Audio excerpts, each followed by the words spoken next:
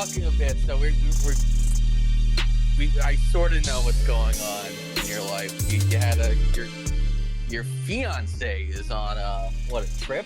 Yeah, she's on like there's this thing where like these sick, nasty fucking I don't know, like bottom feeders. They're called reps. That's what they're called. They're called reps. And their sole fucking purpose in life is to sell their company's product. So what they'll do is they'll like basically go to these companies and they're like, "Hey, can you use our products?" And then the companies are like, "Well, I don't know." And then what they'll do is they'll like pay for like an extravagant fucking work trip, in quotes, work trip, where they basically just try to fly you out and like, "Oh, come look at our factory, drink all this alcohol. Okay, cool. Now you want to use our products?" Like that's what they do. And so she's on one of those, even though she hates drinking and she probably doesn't even want to be on it, but she has to be on it because the project she's working on, those reps want to sell her some shit for that project. So, what's her job? She's an interior designer. Oh, what? So she's being paid. How does that? So someone's trying to. Yeah, it's kind of like let me put it in a different way. So like you know how like the football uniforms for the NFL used to be Reebok, right? Yeah. And like you know how they're now Nike? Yes. So in between that, there had to be a fucking like representative from Nike who just essentially lobbied the NFL, right? And be like, "Hey." Yes. So think of it like that. So like so she's lobbying someone? No. She's think of her, she's like the NFL and there are all these companies that are coming to her. They're like, "Hey, use our products," you know? Oh, okay.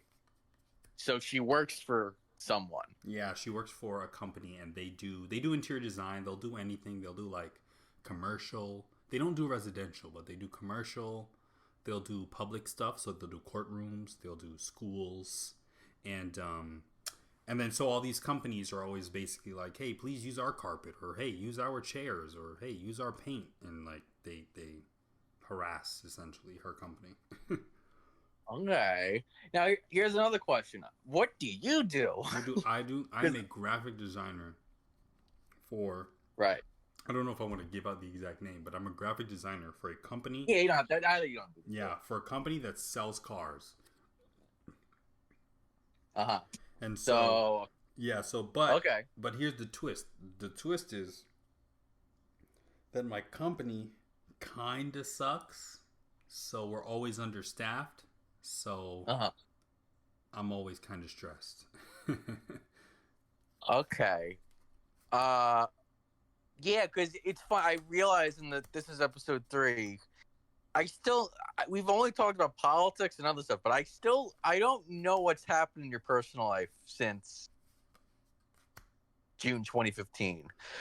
Nor do I really. I kind of knew what your home life was like, I guess, but yeah, 20. It's like there's a blind, like, yeah, what happened?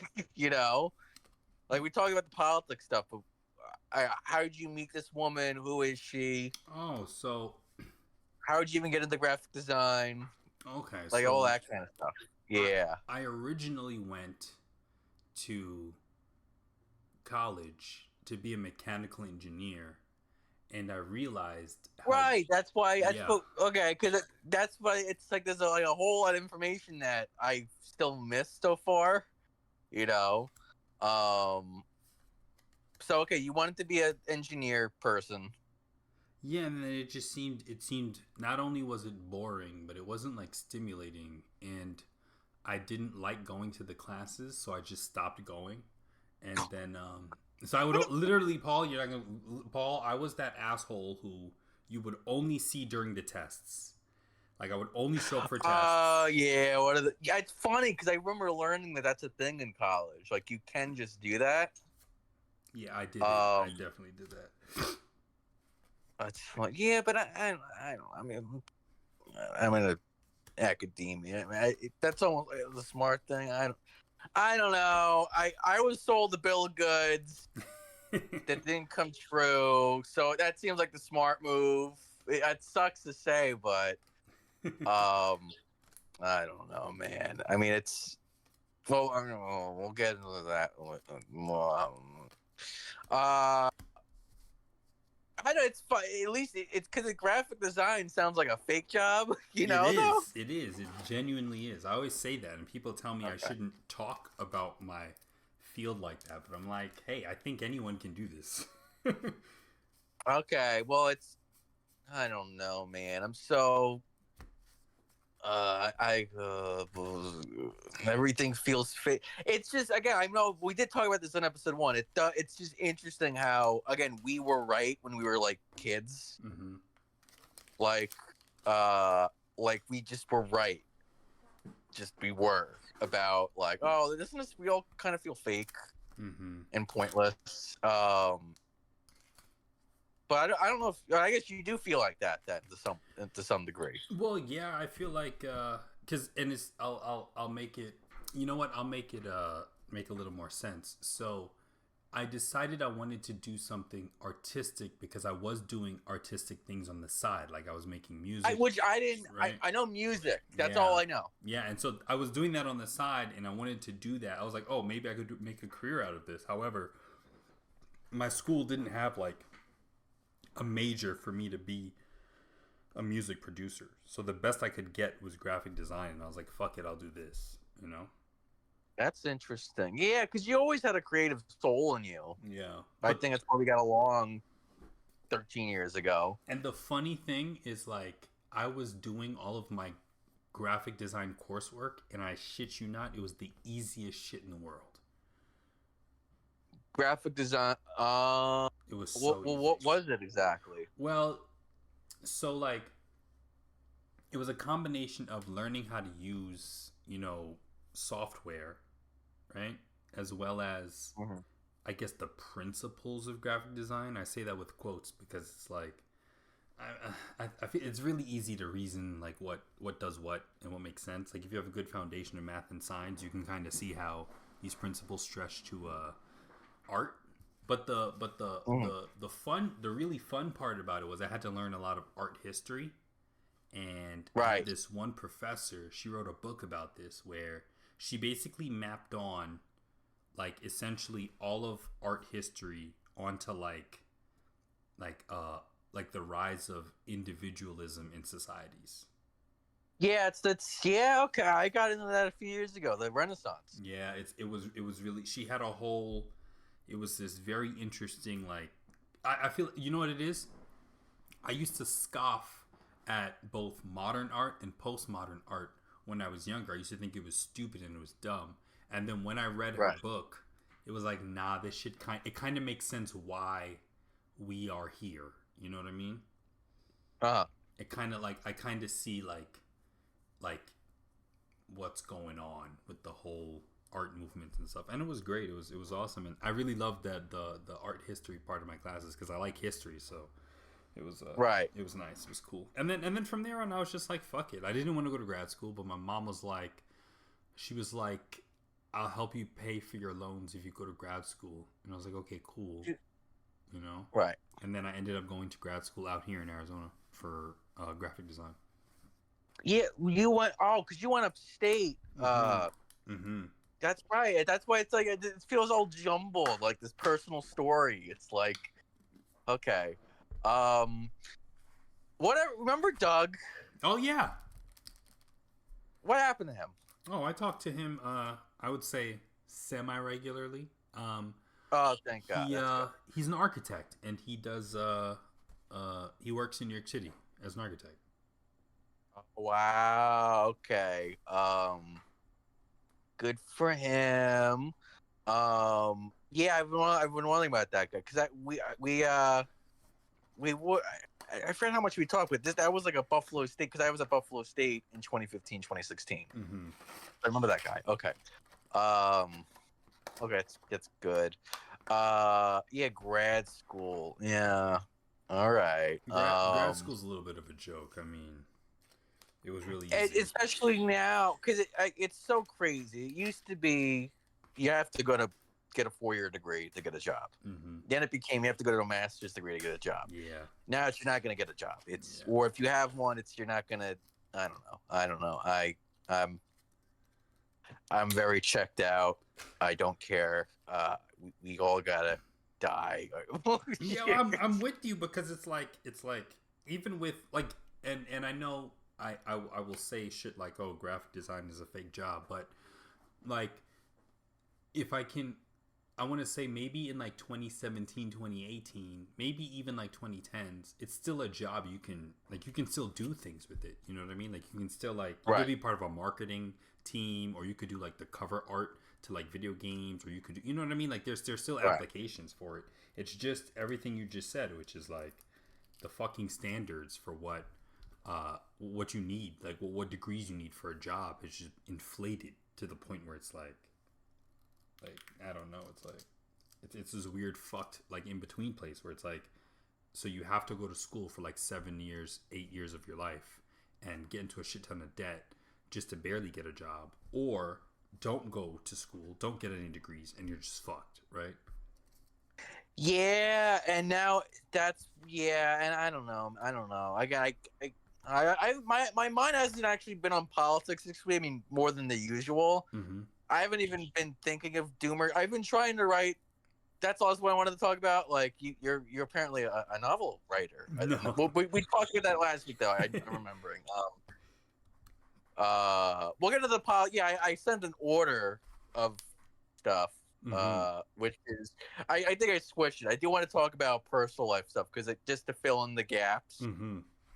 Because we jumped right into the meat of the politics, and then last week was more politics and a little bit of movies, a little bit of sports. I'm trying to find. There's a BYU game. I'm trying to find it. Fucking Mormons. The Mormons are playing. Yeah, I was gonna say the Mormons are playing. The Mormons, I don't know why. Oh, this is annoying. I think this is it. Oh, please be it. Yeah. No, it's the fucking WNBA game. Oh, is it the Phoenix Mercury? And I don't know who they're playing though. Yeah, the Vegas. Oh, what are they Gamblers? Called? The Gamblers. I don't know. They're not called the Gamblers. I just made that up. That's a lie. The Vegas bookies. Yeah, right. What the? All right. Well, anyway. Well, you gotta go. So what happened? Talk about college, and then talk about what happened after college and how you got to where you are today. Yeah, I guess I assume you know, but I guess you don't. It's a mystery for you, isn't it? Yeah. Damn. Oh, all right. 2015, I went to school for poli-sci, which that's why it's not that big of a shock that I went full on politics the past year. So, but poli-sci at Buffalo State, then went to SUNY Purchase for movie writing because I like the movies. And then you couldn't get a job with just a 4-year degree you sort of could, but not really. You kind of had to get lucky, and I don't know. I mean, and then COVID happened, so I didn't feel like risking it again. Like, I went to school. My father talked me into going to school to be a teacher. So I did that instead of just endlessly applying the jobs after COVID. And then I did that. And then, I don't know. I mean, this past 9 months have definitely radicalized me. Do I even get in? Yeah, I don't even. All right. Well, I mean, why can't I find this game? It's not even. I want to have something on. Yeah. But like, because it is fun to have a game on. I think. But where does Stream East now? Type in streameast.ga. .ga. Yeah. Is that what it is? That should work. Try that one. That's the new Stream East. Okay, great. Okay. BYU. Let's see some Mormons. Go Mormons. Hey, here we go. Thank God. Yeah, except I'm wondering how, like, okay. Why doesn't, do they do a little trick where it doesn't show up? Yeah, because the feds have been cracking down. Okay. Well, thanks, Donald Trump, you fat you faggot. you fat fuck. Thanks, you old bitch. Right? You're a bitch boy. But well, yeah, I guess I could get into what happened, but first, the game, see now it's saying it can't play the video. Oh, you got to Uh, click it a few times. no, I know it's just gay. Yeah. Well, yeah, essentially, my life kind of blew up starting in December because my mother's bipolar Mm-hmm.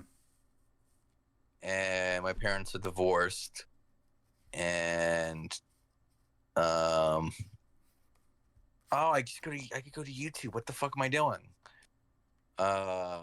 They, yeah, they do games. Okay, never mind. I don't know why it.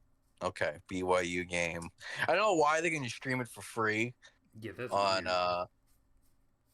Yeah, fucking yeah, perfect. There, and I could like relax. No, I don't know. Yeah, my parents are divorced and just a lot of family drama, which means I'm vulnerable. This is the Charlotte game. Where's the? It's at 10:30. My bad. Oops. You're like actively suffering. Like you are actively suffering right now. This is the worst thing. This is worse than I don't. This is worse than slavery. This is worse. I'd rather be a slave than this. You're being punished. Yeah. All right. Never. Well. All right. At least we get to watch South Florida. Yeah.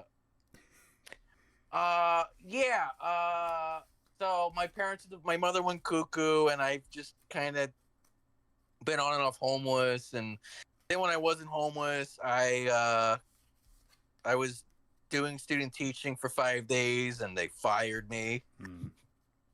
That's why I don't like telling it. It sounds like such a sob story. Well, why the fuck? Well, here's my question: why'd they fire you? Yeah, because I didn't take it seriously enough, which I'm also not paid, so I don't know. And I get that it's I don't know. I just that want to elicit a lot of sympathy from older people.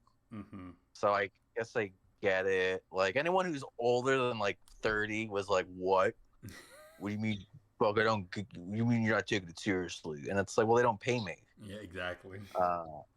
Because like I said, well, you're on Twitter in class, and you went to get Dunkin' Donuts, and you fell asleep in class, and you were on your phone. So like that's 4 things. Mm-hmm. And it's like, okay, I mean, you guys don't pay me, so like I didn't tell him that. I wish I did. Because that became the reason why it's like, oh, you guys aren't paying me. That's why I'm not taking it very seriously. It doesn't really if you paid me, I don't know how much student teachers get. So I found out Pennsylvania, which is a policy thing, because you can do that's a policy. You can pay student teachers.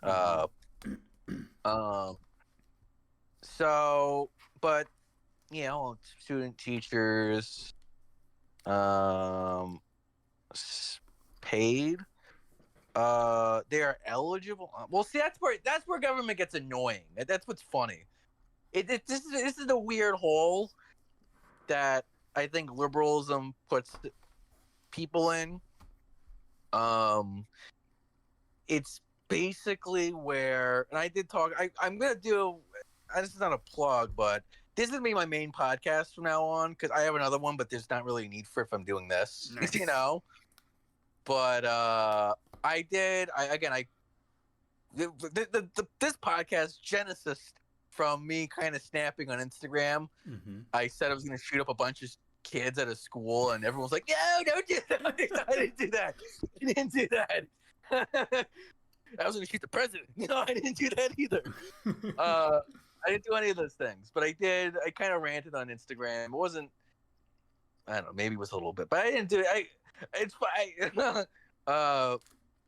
I did lay out the case that things are pretty bad in America, and I did it pretty forcefully. Not that it could have been a lot worse. I haven't imagined. I could have made it so much worse, but I did do it, I guess. But but then you were like, "Yo, we got to do a podcast like now," And then we just did it. Like, I think the next week. Oh yeah, I because think. as soon as I saw that post you made, I was like, because as I'm watching as I'm watching your video, I'm like laughing because I understand like every single word you're saying, like not I just think a lot of young people feel that. yeah, like not just the context, but also like the subtext and like the irony and like Yeah. I was like, Paul, this is amazing. You know what I mean? I'm like, this is fucking amazing. Well, that's my last solo podcast episode. I mean, I don't know. I mean, I still had like I don't know. I mean, like there was one I was doing on the 2016 election, but the thing is too, the interest in politics, like I've said it before, but it's so, I have to emphasize it, is it's tied in with the decline of the movies. Mm-hmm. As in, I don't know. I mean, like, what's the worth of writing a movie or writing a novel when no one's going to read it anyway, you know? Yeah. Now, the answer is if you have a story to tell. Mm-hmm. And that's been waxing and waning. And plus, there's like enjoyment of the craft, like it's a real thing. I mean, I meant to say it last week. I never got into it, but like, what happens when you can upload a book and make it a movie with AI? Mm-hmm. Like, do you think that's coming anytime soon, or? Definitely. Well, you know what? We're in this weird area where people are very keen. People are very, I guess, like attuned to if something is AI generated or not, right? And some Yes, people have yeah. moral feelings about that. I do. I think it's like I won't watch it.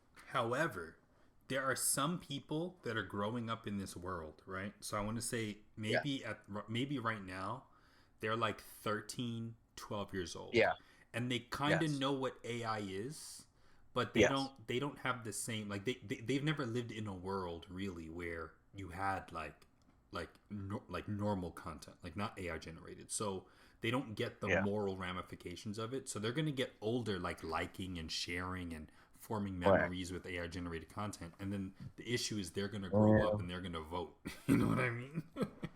They're gonna, well, again, unless we balkanize, or I don't know. I guess it's just interesting that, and again, it's funny, the period this is relevant because the period we grew up in, the assumption was endless progress, that we're Yeah. inevitably careening towards Star Trek world in every, including technologically, which is where, like, it's just, we're going there no matter what. I mean, I have one of my close liberal friends is like that. He just thinks it's inevitable, and I'm not so sure, which I think is preferable to it's inevitable. You know what I'm saying?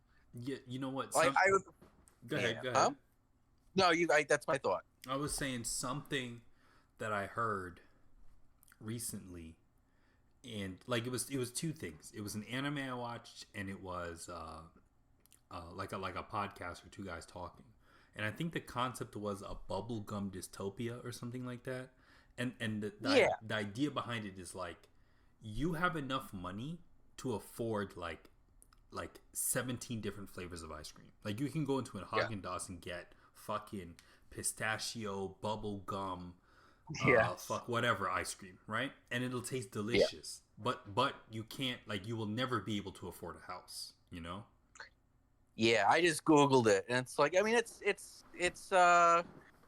that's Brave New World. And then the other Yeah. thing, the anime I watched it was called Cyberpunk Edge Runners, and you know it's based off the video game like of the same name, Cyberpunk. Oh, it's okay. And but the idea was it was this really cool world, right? And in the cool world, there's like these LCD screens. You can like augment your body, and you can like attach Yeah. new arms and new legs. But what was crazy was the storyline. At least the very beginning of it was there's this kid, and he's in high school, and his mom can't afford the latest like learning technology for him. So Yeah. he has to go to like back alley streets and get like illegal, almost like torrented, ripped versions of the learning software. Right. And then so when he activates it in class, obviously he fucks up the whole learning environment, and everyone's pissed at him Mm. because he's poor, right? Mm. And then him and his mom are behind on rent, and like she dies in like a fucking freak accident, right? And Mhm. he then like the hospital take his mom's body, and they're like, oh, you know what, we're gonna just do everything, we're gonna make sure she's good, and we'll let you know what's going on. And then they come back to him and they're like, oh, she died, you know. And then they're like, oh, we see that you don't have insurance, so you can't bury her, we're just gonna burn her. You know. Uh-huh. And then because his mom is now dead and he can't afford rent, he tries to go like back to his apartment, and his apartment is like virtually locked by like the landlord. So like now it's like Mm. there's like all this cool shit, right? There's all these like LCD screens and flying cars Right. and fucking like all this cool technology, but he's still dealing with the same socioeconomic issues that like you would be dealing with like in a whatever, like in a regular society. You get what I'm saying? Well, that what's funny is to say regular, but that is that's always been cyberpunk. It comes from Neuromancer and Blade Runner. That's the Mhm. kind of Neuromancer is the novel, and Blade Runner is Blade Runner. They're both about late stage capitalism. That's Mhm. kind of the thread. Yep. And but it's funny when you say regular society, because that's not a regular. That's not it's a particular society, you know. Mhm. Um, Yeah, and I guess Blade Runner and Neuromancer, that's the dark end of the future, whereas the light end is Star Trek. Though Star Trek apparently part of its world building is it's like a World War III and like the Dark Days or whatever. I don't think there's much media about that in Star Trek. It's Star Trek. I think I forget if I did mention this in episode 1. I just use it as a catch-all term for what liberalism is. Mhm. So as in when I say liberals want to create Star Trek world, it's like, yeah, they want a world based on the assumptions of left liberalism, Mhm. which it is specific left liberalism because that show would see something like communism as too authoritarian, you know. Yeah. So that's an interesting part of it, where I think a communist or a socialist would see the same problems in Star Trek as you see in Blade Runner. Mhm. But I don't know. I don't know. I mean, I don't know. It's just a trippy time we're living in right now. If you're creative, because Mhm. with AI, it's like, okay, if the robot can create something, why am I needed? You Yeah. know. Exactly. Now you could do it for yourself. That's right. But I don't know. I don't know. It's so weird. It's like, because then does it go anywhere, or is it? And it's fine if it's just for yourself, but there's some about it that just I don't know. Well, I don't like it. well, it's in my field, like in my graphic design field. It's like when it comes to photography, stock images, like that kind of shit. It's like you pull up Adobe stock. Adobe stock is like 90% AI right now. Yeah. Like when you click the filter to filter out generative content, it's like all the quote unquote good shit goes away, and you're just left with people who are still trying to struggle with their stock photos, and like they're trying to struggle against like this onslaught of like generative content. Right, and it's like, what is there an off ramp? Can we take it? I do think there is one. It has to be a choice. You do kind of just have to throw the thing in the ocean and forget about it. Yeah, burn it. I Do you think it's possible? Because I know a lot of liberals that go, no, it's impossible. It'll inevitable. And I'm like, yeah, no, it's very possible. No, Um, I think you do need you do need a very strong, like almost uncorruptible, like populist movement. You know what I mean? to do what? Because then that would be like imagine a president who's like, if AI wants to build, the giant fucking centers where the servers are, and they use up like the local Yeah. water to cool them down, then you have to donate like half your fucking money to, I don't know, poor people or some shit. You know what I mean? And it's like, Okay. if you're not doing that, then go fuck off in China or something, you know? Oh, yeah, that's the thing they're going to say, well, China's going to do it. It's like, well, to me, it's such a globalist liberal thing. That's Yeah. like, shut up. Yeah. I don't care about what China's doing. Send I'm it sorry. to China. Send China our trash. Send them our AI. Send them all that dumb shit. They can have it. Right, let their society get fucked in the ass. Right? Like. Just, no, but then they'll take over the world and you'll be speaking Chinese. No, we'll shoot them. We'll shoot them. Right? Like. Yeah, I am thinking we did literally burn witches before. Yeah, I'm right? sorry, but you can just throw this in the ocean and forget about it. Like, I don't. It's weird, you know. It's weird that, like, I don't know. Like, I definitely think there's a fucking bubble. There's a fucking AI bubble, but that's more like on the econ side of things, you know. Yeah, it's not. I'm talking more about, again, getting to a point where a robot will do everything and we don't. See, I know some people say, yeah, but then we could play all day. And it's like, no, dummy, the robot's going to be better at playing than you are. Yeah. It's going to do the playing better than you. That's so funny. So, I don't, well, but I've been trying to forget. It does work. You can really kind of get into not dealing with this stuff and just, so that's good. Yeah, but it's like... the thing go ahead. No, what were you going to say? I'm saying it's like, as much as people shit on McDonald's workers, right? It's like, I don't want a future where, and it's already like this, but I don't want a future where I walk into a McDonald's and there's like 7 robot screens taking my order and only like 2 or 3 people in the kitchen. You know what I mean? I want like a human being to talk to be like, hey, I don't want onions and pickles on my burger, you know? Yeah, and I think, again, that's why I am optimistic. I guess why I'm also not insanely depressed. Again, I just think you can just choose not to do this. Yeah.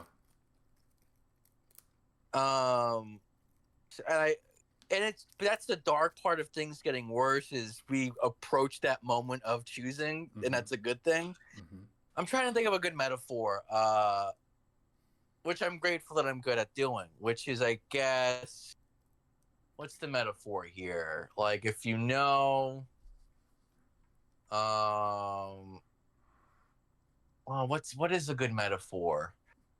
I mean, I'm thinking of, if you know in the future that you're gonna get hit by a car and then you're gonna get $1 million, but that's not, because that's different, getting hit by a car, than just choosing not to do something, you know? Yeah. Well, actually, I'm sorry. The bad thing leading to a better thing, right? Mm-hmm. I guess that's relevant. So if you say you get hit by a car, okay, so let's say you can see the future, you see you're going to get hit by a car, but then by doing that, I mean, the classical example is you meet your wife, but even that, we'll get into that later, but you get $1 million, right? Mm-hmm. Is it worth it to get hit by the fucking car? Yeah. Like, it's like, yeah, like I guess I hear what you're trying to say. You're trying to say something like let's say like you have a pretty good guess that in the future there's going to be like a lot more prosperity. Now, you don't know who's going to enjoy this prosperity. It could just be the super rich. It could be everyone, right? And the cost you have to pay for this potential prosperity is kind of like murdering everyone you love about, right? Like, everyone you love and care about. And so it's like, it's like, okay, it's like, I could, you know, kill all my loved ones and then experience this prosperity, you know, 70, 50 years down the line that I don't know the exact nature of, right? Or I could just be happy with what I got right now. You know what I mean? Like, yeah, I guess, because it's like, again, there is a dark version of this where it just keeps on going forever. Yeah. And I guess, you do end up with cyberpunk world, where it's just that is what it is. Like, the way it keeps going is, it's like, hey, dude, if you cut off your nuts, then, like, in 20 years... shit is going to be like super cool, right? And then you're like, okay, bet. Right. So you cut your nuts off. And then the 20-year mark comes and they're like, oh, listen. If you just get circumcised now, right?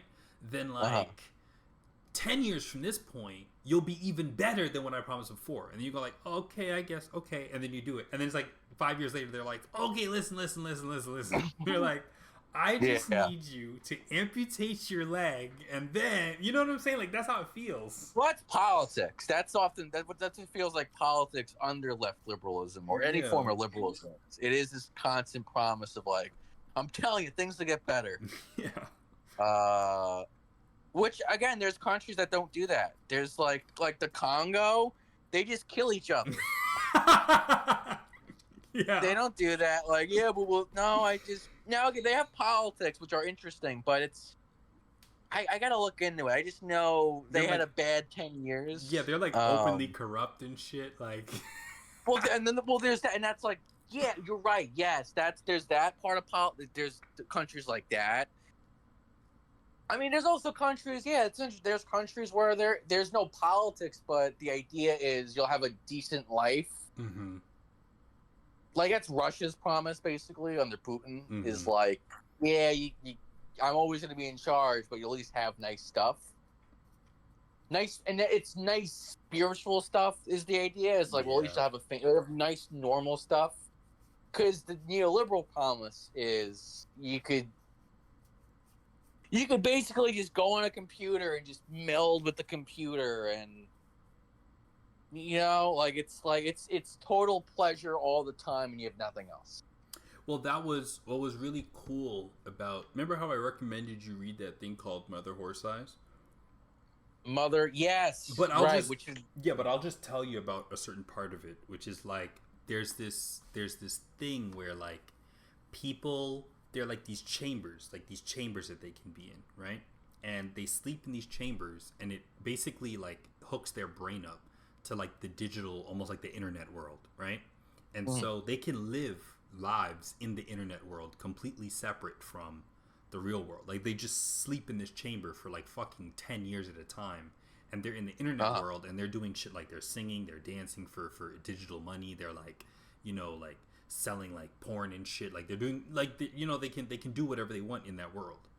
And so it was an interesting concept because in the story Mother Horse Eyes, it's like there's this girl that's been in that digital world for like 20 years, and she started off unknown. She became super fucking famous, but then she fell from grace. Like she lost all her fucking digital money and clout, and then they unhooked her, I think, from the chamber, and her body was completely rotten or some shit. Like she was like fucking dying. Okay. You know what I mean?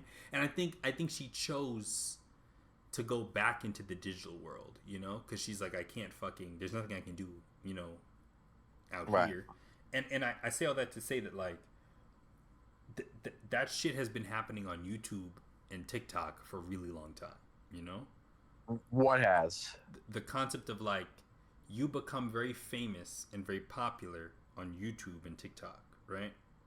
Yes. And sometimes it's a character you're putting on, sometimes it's not, and then you might say the wrong thing and get canceled, or you might, you know, and then you fall from grace, and then now you're faced with the fact of like, now you have to go back to the real world, you know, and a lot of people don't do it. Like they like, I've watched so many like mini documentaries on YouTube about these failed TikTok stars that even when they lose all their money and like their following and shit, they refuse to get a real job. Like they refuse to like re-engage with society. Like they're like, no, I'm still gonna stream on TikTok for like 8 hours a day, even though I'm not getting enough money to like pay bills. Do you get what I'm saying? So what happens to them? Oh, they're like they're I mean, what do you think? They're homeless. Like they're homeless, and they're not just homeless. It's not like they're just homeless. They're like utterly homeless, as in like they don't have family members that they can stay with because they've already like essentially said fuck you to their family members. They've a lot of these people have abused their family members for like money and shit. They just bum around like cars or like homeless shelters, but they always make sure to pay their fucking phone bill because that's the only thing that connects them to like the life that they want. You know what I mean? Yeah, wow, that's fascinating. Because I felt like I was going to become that. There's a chance I became that the past few weeks. Let's take a quick break. Yeah. Break. It'd be funny to do like, I've thought about doing this just as a way to flex my comedy muscle. Fake advertisements. So like for dildos, you know. the most effective dildo ever. This dildo is just, it's a powerful dildo. We could do some dark shit. We could be like, this segment is brought to you by Lockheed Martin. Well, yeah. Well, dude, yeah, that's why I remember we were in gym together. Yeah. We had track, and we were talking about, well, what would our podcast look like? You know, like one segment with Brandon doing something weird. I don't even remember what kind of stuff he'd say. Do you remember? He fucking hated he punched his mom or some shit. He was like angry Oh and shit. God, yeah, okay. So it's that situation where it's like a bad home life, and my sister's a whore. Yeah. Okay, so it's like it was that. I would be one segment. I forgot what the other. BN 666 would be one. That's so funny. Where you get tortured for having bad grades. There's still potential there. So much potential for that to be a bit. Yeah, just getting tortured for getting a C- on your test, and they just cut your nuts off. So okay, did we make jokes about Avila being a pedophile or no? I think we definitely did. We definitely that did. sounds right. Another Right? one, pedophile Avila. But that could be something. He's a for whole sure. character in and of himself. He's a whole fucking character. That is fucking true. You're right. That is definitely. I didn't even think of the pedophile school teacher. Okay. It's so funny because he was like simultaneously an asshole, right? Like when it came to like the work you had to do, but he also had this air of like he did not give a fuck about you, or like it was weird, man. It was weird. I dealt with it. I mean, he asked me to meet with him, or I asked to meet with him to explain a bad grade. Mm-hmm. And after school, so I went, and he was like, "Yeah, this is really bad," and he got upset. And then I think I recoiled at him. I forget what he asked me to do, but he said I was being insubordinate or something. Like what I don't know. Yeah, I might have ran into him in just in Greenpoint once in 2015. Yeah, but it might not have been him. So, but I don't know, when you see a name, when you see a face, you do, it's like, oh, that does look like him. Mm-hmm. Brooklyn. Let's see if I can find him. Javier Avila. Does he still work here? Impossible. I am teaching. Oh, he still is. He's still at Brooklyn Tech. Yeah. Holy shit. Javier Avila. No photos though.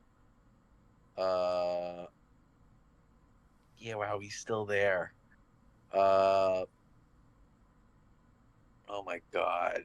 He's on the Reddit though. He's mentioned a lot. Wait. Someone did make an account of him on Facebook. It says making love.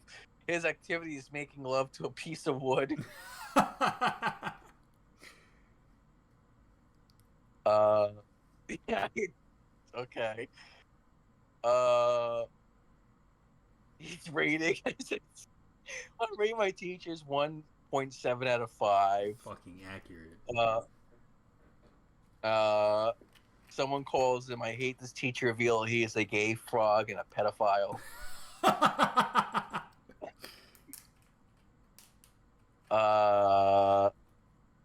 Right. Okay. Very nice. Okay, so that's the thing. Let me see what the robot says about my story. It has been sanctioned by the U.S. cities ruled by that Washington committed in its war against Virginia.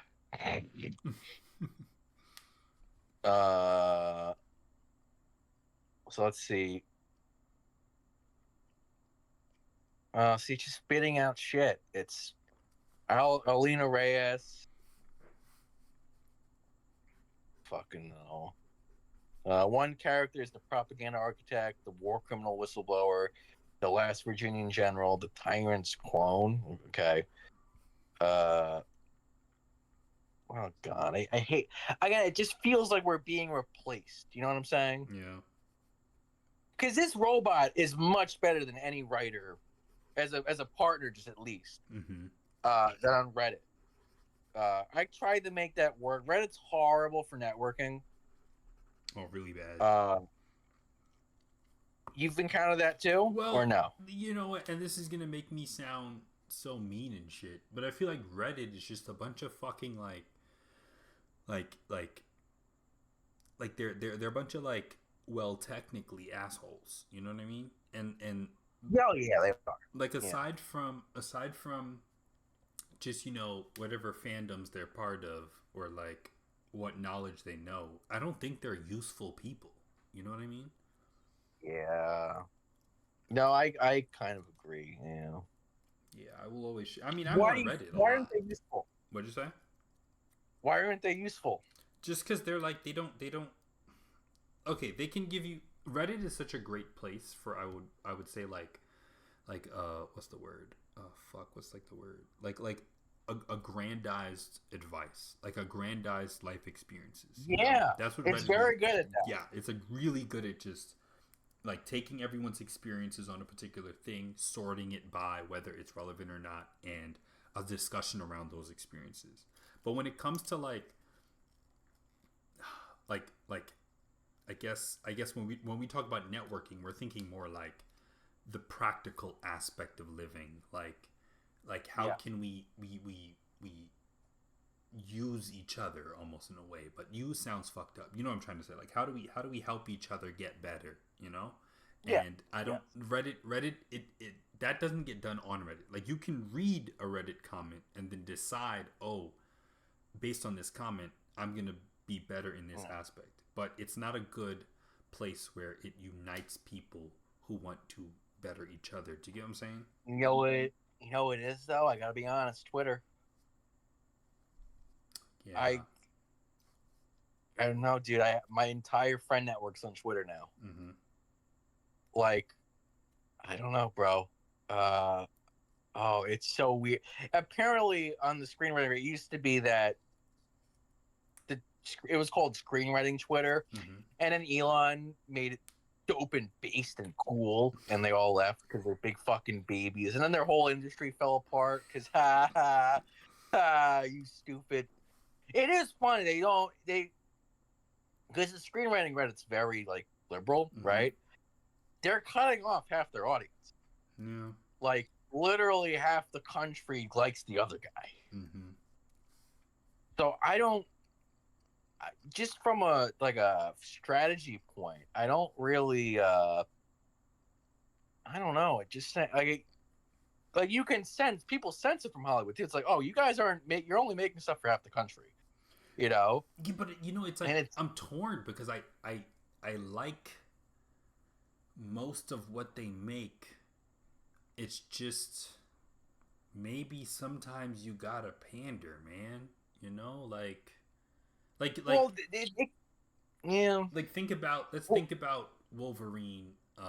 What the fuck was it called? What was the name? I think it was called The Wolverine, right? It's the one where he goes to Japan. You know? that's that we one of that because I remember we talked about that. Oh, I forget. I have a memory of us talking about that at Brooklyn Tech, Oh either the yeah. last day of school in sophomore year or maybe the first day of junior year. I don't remember, but I have a very. It's so funny you mentioned it because it's so vivid. Mm-hmm. Like I am. It's 2013. We're at Brooklyn Tech. We're talking about the Wolverine. Mm-hmm. And like you know what? Uh, I would say that over the course of most of these X-Men movies, I think yeah. Wolverine is an amazing character. Well, yeah. It's a great. It's just a And great character. Yeah. and I don't think anything about him is so overtly like you know how we get pissed when sometimes these movies are like pandering to certain groups or they're like Yeah. talking down to like conservatives or whatever. Yeah. Wolverine does this really cool thing where like we get young Wolverine where like he's kind of edgy but he's also like a man's man in a way, you know? Yeah, no, I never thought he is like a more one of the more manly characters. Yeah, You're right. and then we get the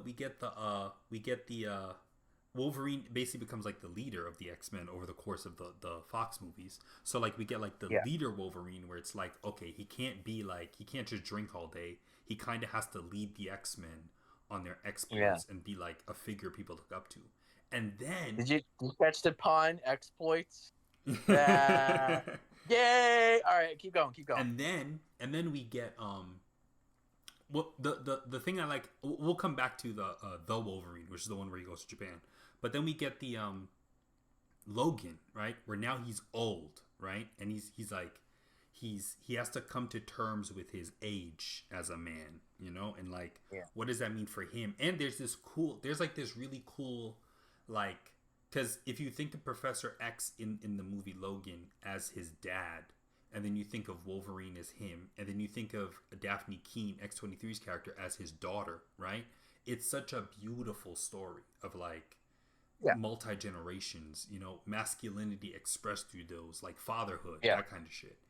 And then Yep. even in Deadpool, have you seen the new Deadpool and Wolverine movie? I did. I liked it. I was so Dude, do surprised. you remember that scene when he's like yelling at Deadpool in the car? It's the best one. Exactly. And what I love about it is because Deadpool and this is not what's his name's fault. The guy who it's not Rob Liefeld's fault. But like Deadpool as a character has become this caricature of like not consumption, but of like depravity and like edginess and Yeah, silliness and like almost nihilism. And I feel like so many people gravitated towards Deadpool, and then the comics started to reflect that, and then Deadpool became this cringe character, right? And then yeah, in the Deadpool movies, he's very much that. He's very much like that kind of a cringe, nihilistic, silly, depraved character, right? And then what I love so much about the Wolverine movie is that I mean the one that the one where it's him and Wolverine is Wolverine literally looks him in his face and calls him a fucking loser. And yes. he's like, you're a sad sack of shit. You don't stand for anything. You suck. You have a whore wife. He's literally, and Yeah, I'm watching the scene and I'm like, this is exactly what Deadpool needs, like as a man. You know what I mean? yeah. And dude, it No, it's was, true. and that's why I'm like, Wolverine's amazing. He's such an amazing character over all these movies. You know? Yeah, and that now how does that connect to conservatism exactly? It's the manly thing. Well, what I'm saying is like, I know Wolverine is not a picture boy of conservatism, but what I'm saying is those movies are a good example of how you can make a character that isn't like this fucking cuck. You know what I mean? Like this fucking Yes, right. Yes, yeah, democratic liberal cuck. I love all women. I've never said the N word. You know what I mean? Like this fucking Puritan, well, not Puritan, but you know what I mean? Like this pure leftist cuck. He's not that. Like he is just what you're I right. would say is such a great middle ground. Like such a great like I don't know. You get what I'm saying? No, you're right. No, I never thought about that. That's interesting. Yeah. I'm looking at yeah, that's James Mangold directed that. He's like Mm-hmm. uh he's a good director of oh I didn't he consulted on the story of Deadpool Wolverine. I didn't Mm-hmm. know that. And Um and then the reason why I was talking about the Wolverine, right? Like that movie is because oh yes. that movie came out like I want to say like right on the cusp of the beginning of the like domination of SJWs. And if that movie had come out in 2016 or 2017, there'd be so many like of these think pieces about, oh, this is a white savior narrative. This is blah blah blah. Dude, What the fuck, blah blah. You know what I'm saying? yeah, it really. So speaking of art and new cultural stuff, so some this guy's pretty far right, I gotta say. But he followed me on Twitter, so I feel I don't know. I mean, I hope he's not evil, but he has a 200,000 followers, Mm-hmm. so that's good. He put out like 11 essays. Oh, he's speaking right now. Hold on, let me see if he sounds like a faggot. I, like, I really do.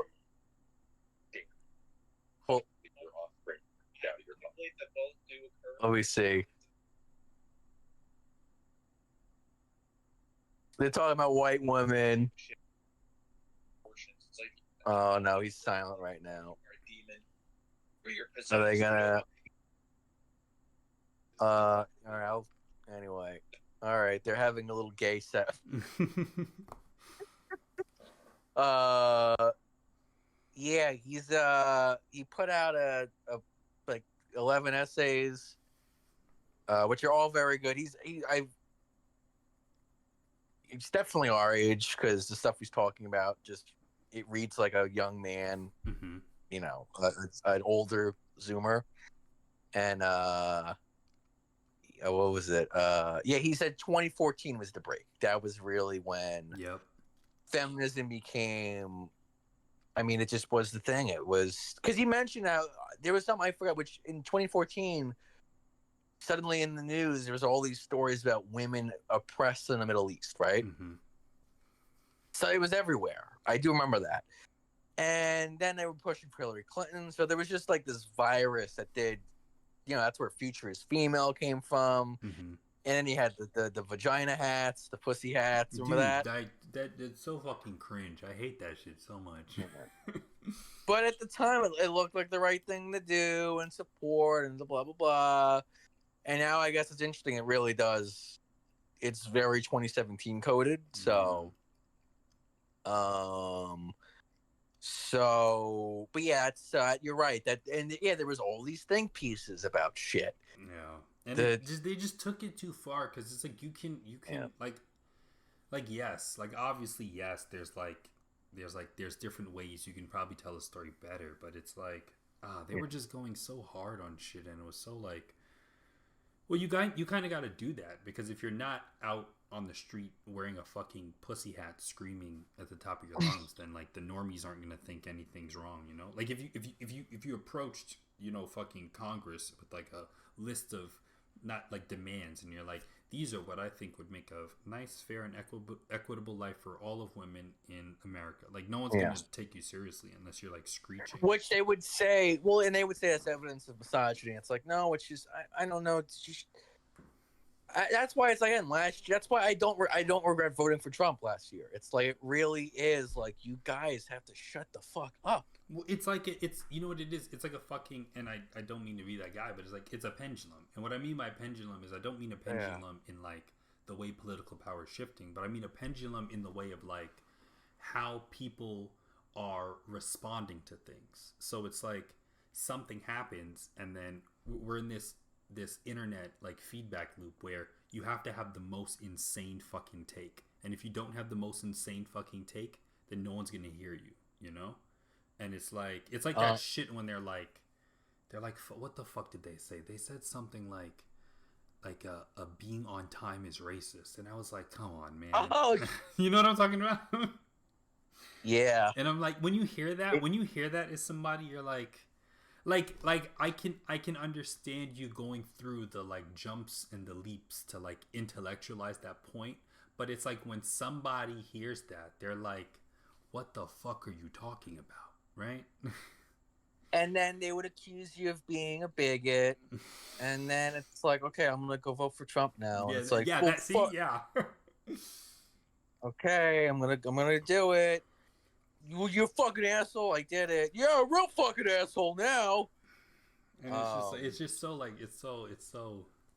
That's what I mean. What I mean is like the fucking like the response to shit is like so fucking unhinged. You don't have to have an unhinged response to shit, you know? Do you think it's getting better? No, not at all. Really? Look at the Charlie Kirk shit. No. What was the Charlie Kirk shit? So okay, Charlie Kirk, he gets shot by God knows who at this point, right? Because we know this, we know we have conflicting information on this fucking kid, but he gets shot by this kid who clearly probably didn't like him or whatever. And then now it's like there are people genuinely celebrating. Like I can understand if you're celebrating privately, right? Like if you're so happy Charlie Kirk died and you're like it's so funny to you, you can celebrate that privately, sure, whatever, you know? But to go online and to be like, "Hey everyone, guess what? This was actually the good thing to happen." It's like you can't do that. You know what I mean? Like that's crazy. Yeah. You can't say like the political assassination of this man is actually a good thing. And then you have the other people on the other side who are like, oh, they think it's okay, so now it's war. And it's like, what the fuck? What the fuck is wrong with everyone? Yeah, I'll take this over the 2016-2020 thing. Remember that? Yeah, but then it's like, yeah. So then it's like, because I like this better. yeah, because it's like it's almost like we're pitted between two worlds. It's like either we are pissed and at each other's throats, like ready to fucking like kill each other, or we're just slowly moving to like nothing's really happening. No one's really like pissed, but we're slowly moving toward like a shittier world. You get what I'm saying? Yeah, I like this one. I like the one where you could say fag and not be seen as a bad person. You know what? I like it's that. it's like fervor, right? Like intense fervor versus apathy. Yeah. You know, and it's like me and you, we're tired of the apathy. You know, like yes, it's like no, we can't have the apathy anymore. But then our only other choice is like war. yeah. I mean, like I said, I pitched. I don't know. I mean, again, it sucks. One option is balkanization. One is just everyone just gets more conservative, which I think might be a little bit likely. I don't know. Well, you got like I think we have to really consider like, and when you say everyone gets more conservative, I really do think we need to socially conservative. Yes, I agree. Not economics. We could talk. That's not even. That's not even a big deal. That's the real. well. It doesn't get into human nature. Yeah. That's the problem. Yeah. Social issues. If you want to debate those, it's like, well, that's going to be really heavy, because that's human nature. It's like, what is a baby? What is a woman? What is marriage? Economics is like, all right, do you want to pay this tax or that tax? Do you want no taxes? Do you want all the taxes? What do you want? It's the fucking, what are they called? The deconstructionists? I don't like those guys. Well, I call this social progressives. I respect their point of view. I get the idea of the social structures that are built are oppressive and we should dismantle them to free people. But I'd rather not personally. And it's like, we're a bad person. It's like, well, I'm going to vote for Trump then. I guess the bad people vote for Trump. Yeah. So I just trumped you. You got trumped. And you got Trump. you just got good old. Speaking of Trump, the Mormons are playing. It's 5 minutes left in the first quarter. It is. They're the 23rd team in the country. Mm-hmm. So, it's the big game for the night. Actually, we didn't cover sports yet. Oh yeah, not at all. And we did cover so you got your book. What did you want? You wanted to read some science fiction. Well, it's like I don't want to go into this without a healthy understanding of the history. Do you know what I'm saying? History of what? Like the history of writing, the history of storytelling. Okay. Like I don't want to. Yeah, I'm not this fucking arrogant prick who's like, oh well, I can do it better. You know what I'm saying? Yeah. Dickens, Dostoevsky, Tolstoy. Those are the three that are the best. Mm-hmm. I mean, the big choice you have to make is if you want to do first person or third person. Mm-hmm. What do you think? Well, I know you. So you've read enough. So a lot of creepypasta, it's first person. Yeah, it depends. Well, the No Sleep rather. That's always first person. Yeah, right? I think that's always first person. Yeah. And it's from what I have cited the novel, and my conclusion really is, there's something about the first person it's like the most natural. Mm-hmm. It's just weird to me. They're screaming. Something happened. Something good, like that happy screaming. Yeah.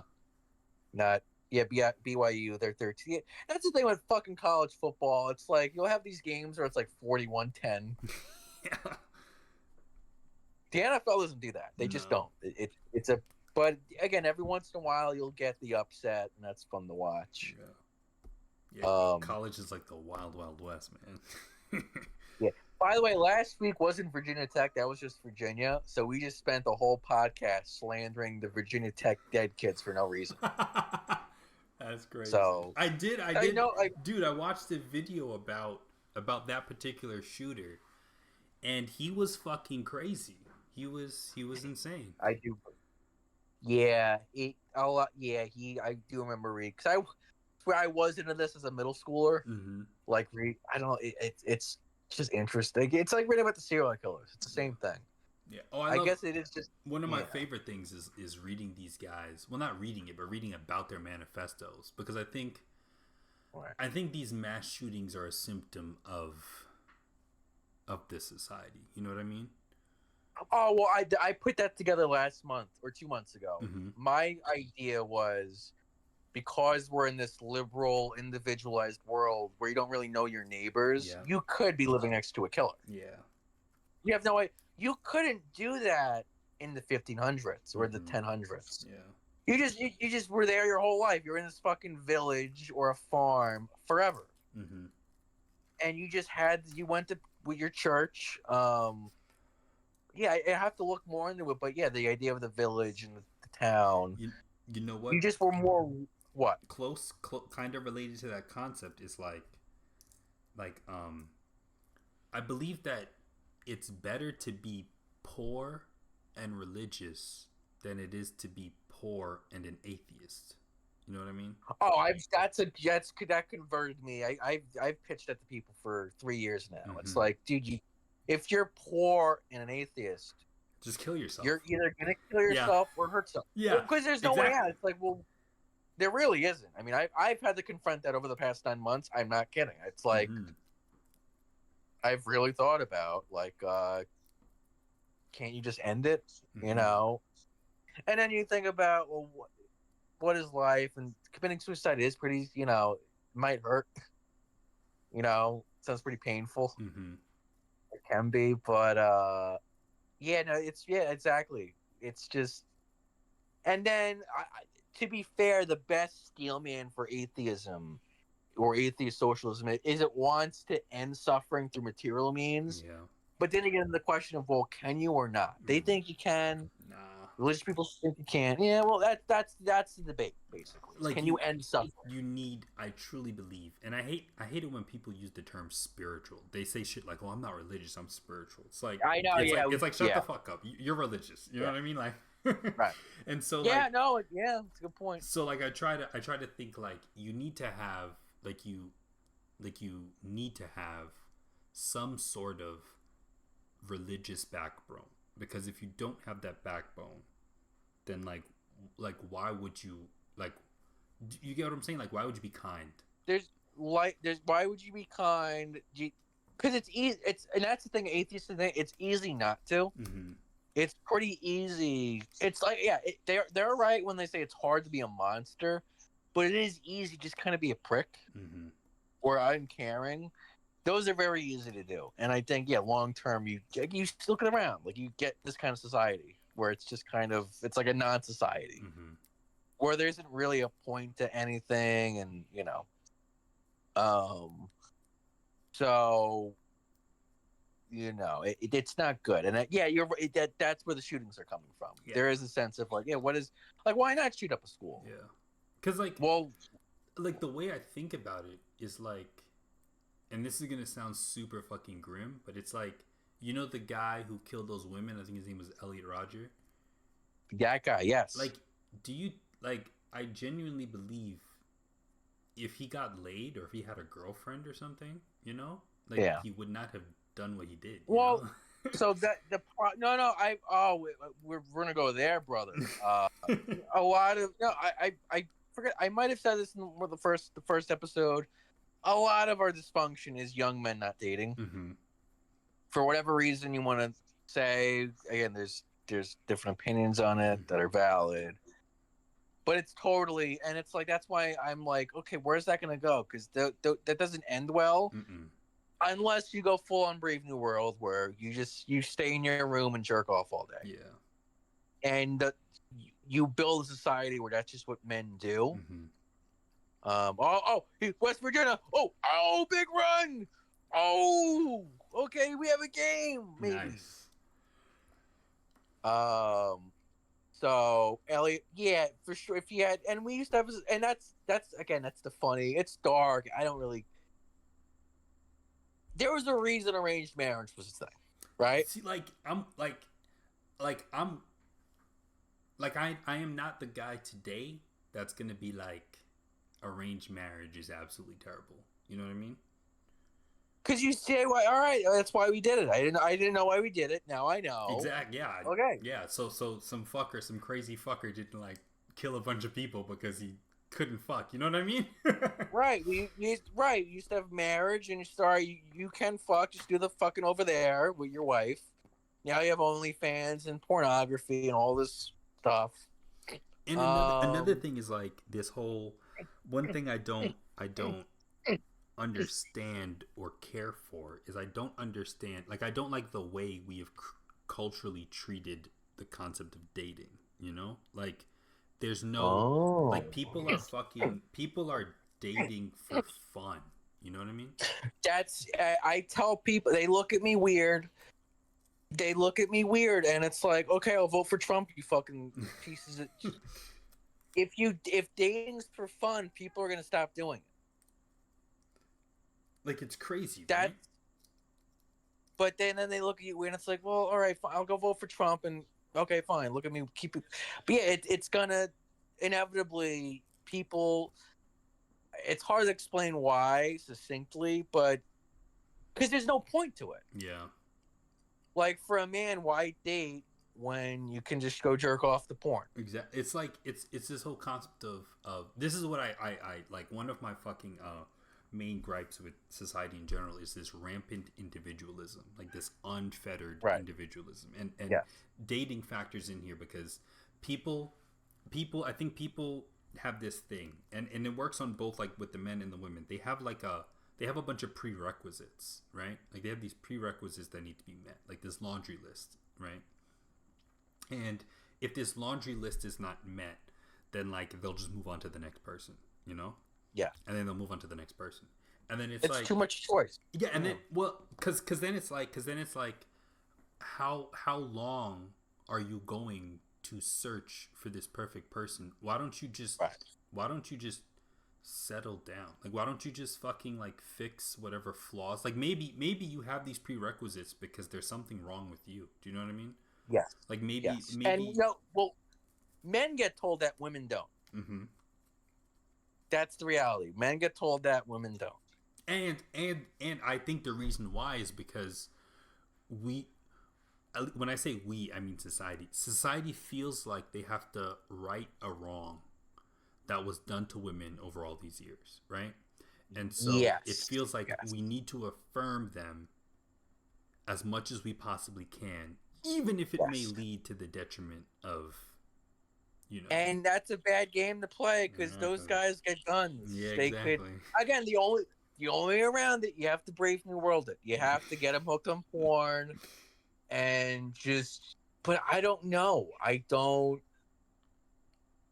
know, because I can kind of see it working. You know what I'm saying? Yeah, but this I like really can. like you can't. The whole porn thing, the whole porn angle is like, it's okay. And this has nothing to do with porn itself. This has to do with the nature of the porn that currently exists. I believe that it leads down these crazy fucking rabbit holes, dude. Like It does, yes. I think there's a direct correlation between like porn consumption and then like deviant behavior. Yes, there's. Yep.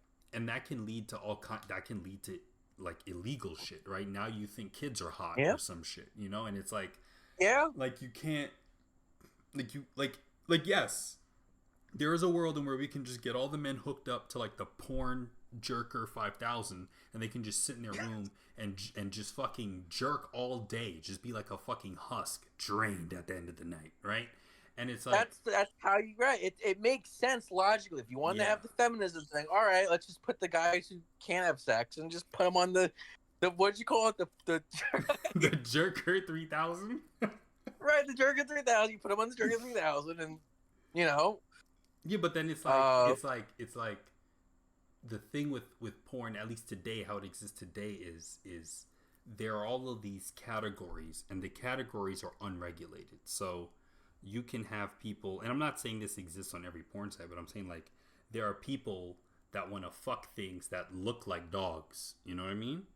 And that's a category. There's people that want to fuck things that look very young, and that's a category. Right. There's like people that wanna like stretch their holes to the maximum. You know what I mean? And like liberalism, it gives no reason not to do it. Exactly. Like the problem is liberalism will approach this like it'll approach it like, well, I mean, to each their own, right?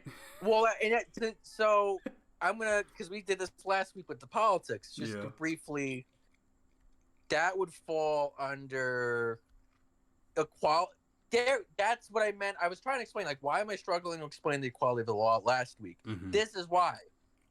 Is that person not equal before the law? Yeah. Mm-hmm. Is it not politically equal?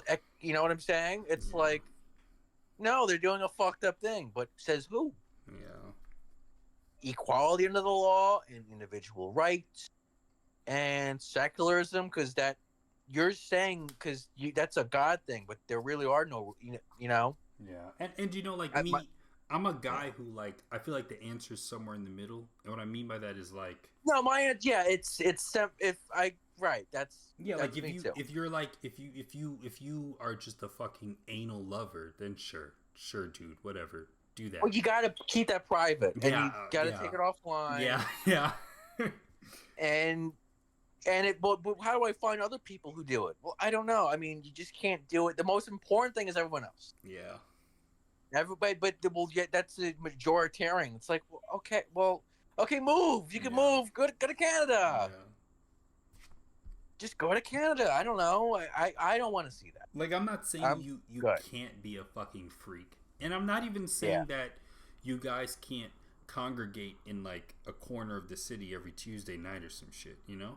But what I am saying... Well, and that's the moderation. It's like, all right, how about you do it in person? No computers, nothing online, but you have your little freaky... Yeah.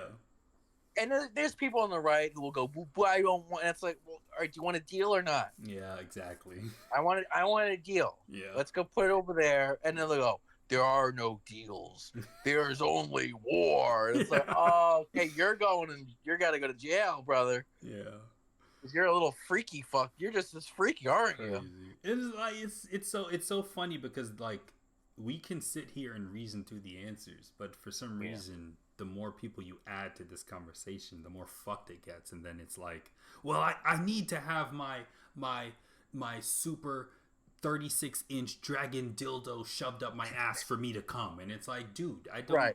What the fuck you talking about, dude? Like, and then there's the other guy who's like, I want to kill that guy. Yeah, yeah, like, burn him, seize him. Right. It's like, well, what did you say? Seize him, and burn him. Oh, seize him and burn, and then it's that's the situation we're in, and it's like, oh god. Think about how much shit we were fucking... Like, I wasn't directly exposed, but I remember when we were in high school, there was the Meat Spin website. There was the fucking two girls... Yeah, 2 girls, 1 cup. 2 girls, 1 cup. There's like what... Oh, that breaks you. Yeah, like, what the fuck? Like, why? Why are we, as, like, growing, like, boys, essentially, why is that even on our radar? You know what I mean?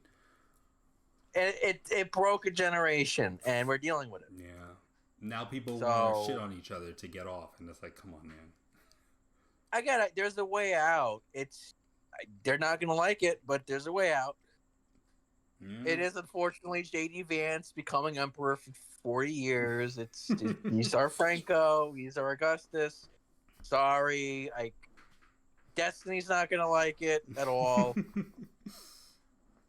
You're more conservative than him on social issues than him, right? I think so. I think I'm very and I would say I'm more conservative, but it's not necessarily because I don't believe, people should, like, I truly believe that there is that one fucking weird dude who the only way he can get off is if a woman like steps on his balls, right? And I would hope that there's a world in which he can experience that and be happy.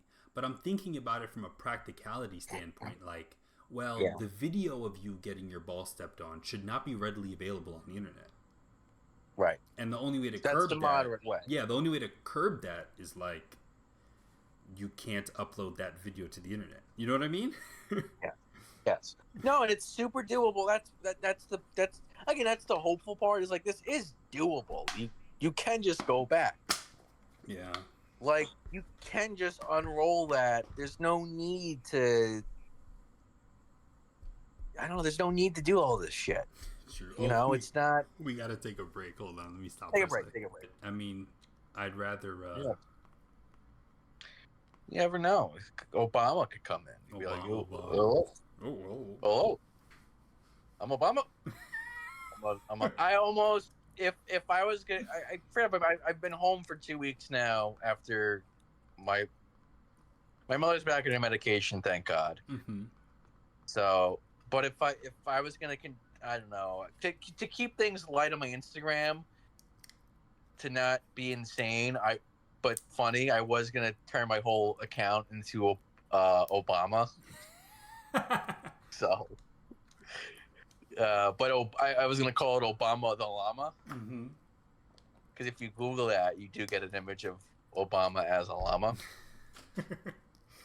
and you just run with that for months on end. Yeah.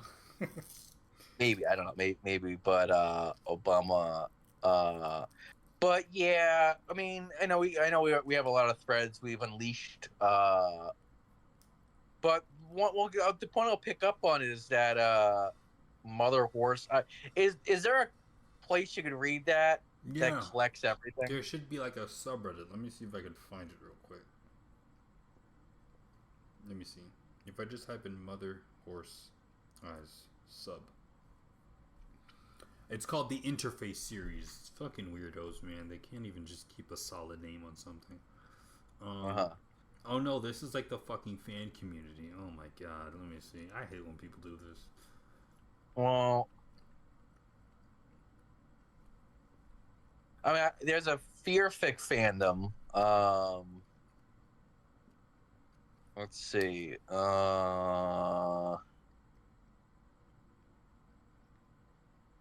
Let me see if I can pull something up for you.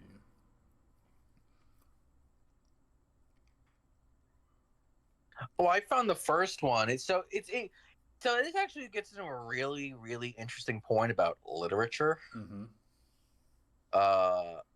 Which is, it is an interesting phenomenon when you think about it. The fact that people at least used to, like, Charles Dickens was a guy. Yeah. And, like, people would read his work and stuff. So now in a world that doesn't really read fiction, and even the thing is too, I was thinking about this while I was peeing,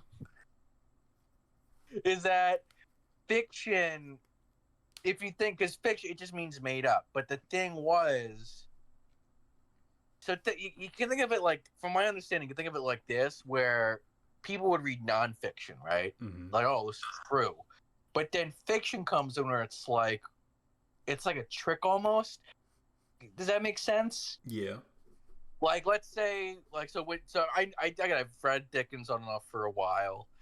So is one of his book, he has two books about coming of age, David Copperfield and Great Expectations. But with David Copperfield, it feels like it's meant to be read as like, oh, this is the story of a real guy. Yep. You know what I'm saying? So there's this weird reality that feels like it's supposed to be baked into it. If that makes sense. It does. Kind of, I don't know. I gotta read more about this stuff, I guess. But the thing is, since we don't do that as much anymore, we do read Reddit posts, right? Yep. And tweets. So if you're to do fiction now, you would have to kind of create fictional Reddit posts, basically. Exactly. And that's, so I guess that's what this is. That's what Mother Horse Size is. Well, I do have it up now. Yeah, here's what's interesting. Would this even make sense if you adapted it to a movie? See, that's like... Or is it just not the point? See, I don't know. Like, I think if I had to be honest, if I was in charge of adapting Mother Horse Eyes, I would adapt it as like a mini series. Well, that's what I'm thinking. Yeah, I figured right, and that's especially right now, it's still valid. Um, so okay, but it's just, and it's the even miniseries, even television. Like if I were to do a history, which I've thought about doing, a history of Hollywood Mm-hmm. and film, I feel like you have to include television. Yeah.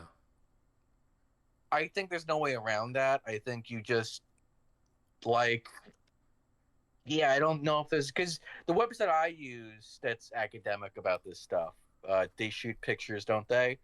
It doesn't include TV for reasons I understand, but at the same time, television seems to pick up where film. So film from like 1920 to 1960 was the studio system, right? Mm-hmm. Where movies were made like a conveyor belt, kind of in America. Mm-hmm. It seems TV picked up where that left off with creating just very broad, popular storytelling. So like now the detective shows, the sitcoms, those used to all be movies, right? Yep. And then they went to TV, and then you had that, and then what happened in the night in 2000 is then the TV became like the art movies, and we're still there. So yeah, miniseries of this would be pretty valid.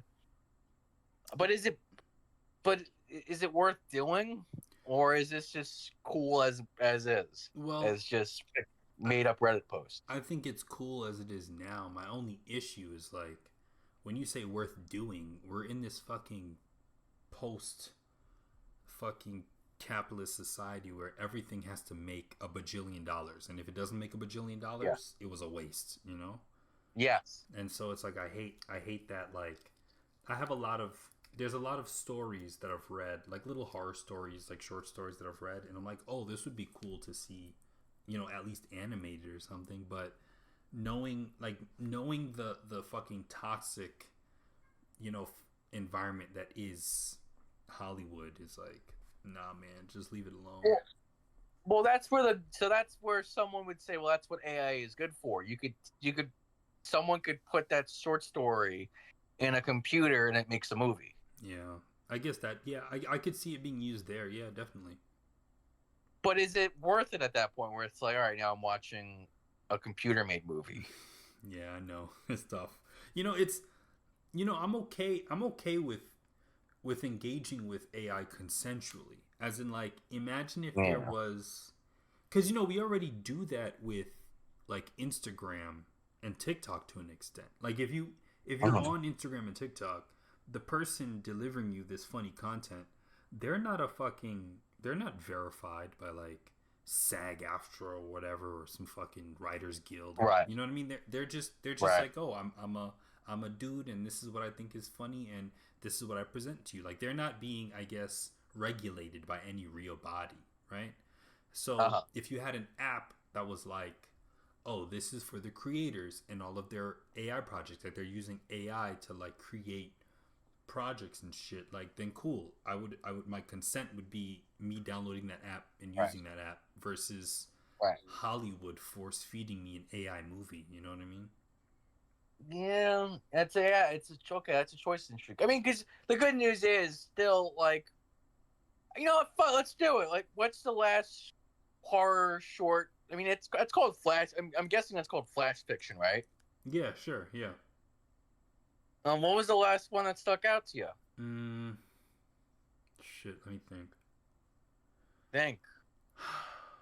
Like the last one that I like read or like watched that really stuck out to me. There's this creepy pasta I always find myself coming back to, right? Okay, let's pull it up right now. It's called Right fucking Psychosis. now. It's called If you look up Psychosis on creepypasta, that's what it's called. Okay. It's a good one. This is actually I was getting into. It's so funny how there is.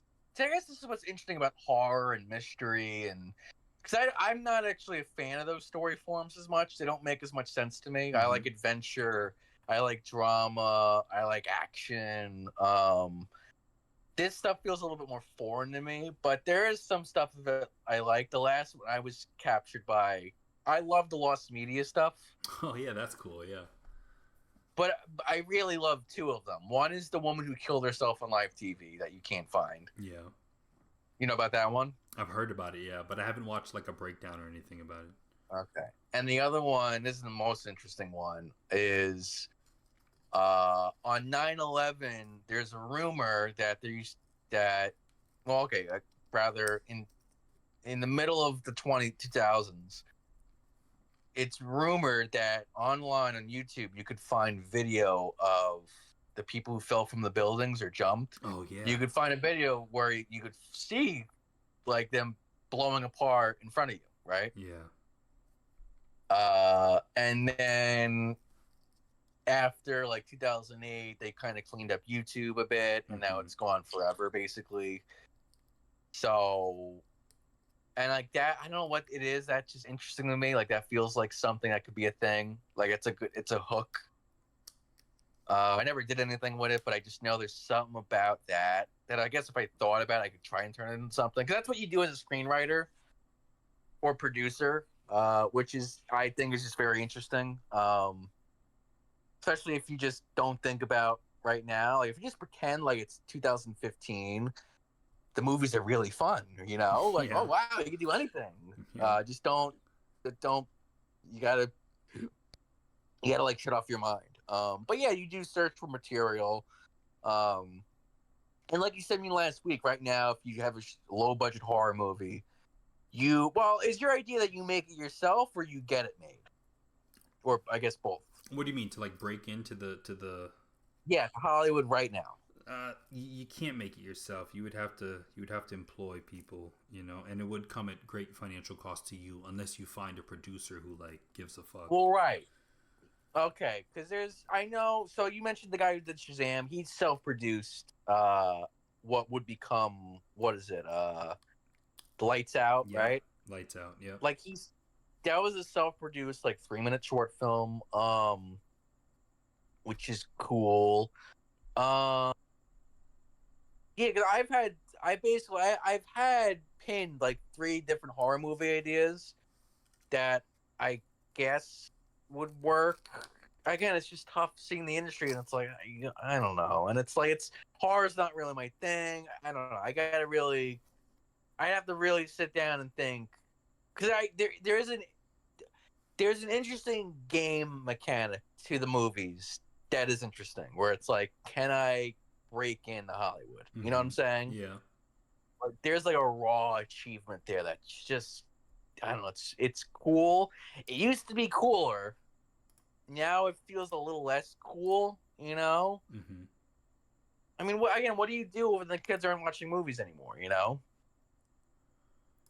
But that's what I mean. You have to pretend like it's 2015. You have to pretend, just shut the fuck up, pretend like it's 2015, and then go from there, I guess. Mm-hmm. But horror. Okay. Well, what? So let me look at the Psychosis. It's one single story. Yep.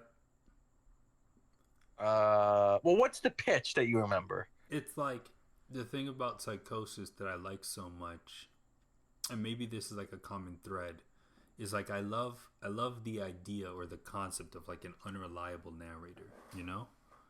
Yeah. But right. Not just an unreliable narrator, but like when you finish like the story, you understand why the narrator was unreliable. Do you know what I mean? And so that one this is one of those stories where it's quite literally about a guy, like he's cooped up in his room and he's unsure if like he's cooped up in his room. He's pretty much like a loner or whatever, you know, like he's like an introvert or whatever. And time is passing and he's spending more and more time cooped up, and he is interacting with people on the outside, but as the story goes on, you start to believe in his psychosis that like people are out to get him, as in like he's not really interacting with people out on the outside. They might be like federal agents, or he might be getting like tricked to come out of his room, or you know what I mean, like stuff like that. And the whole story just follows him delving deeper and deeper into like that insanity. And towards the end, it's kind of like I always forget the ending, but because that's not the important part to me. Like the fun part to me is I guess the like is he fucking crazy or are people like trying to get him or something and so like remember how we were talking about like so can I see this being made into a movie? Like not really. Yeah.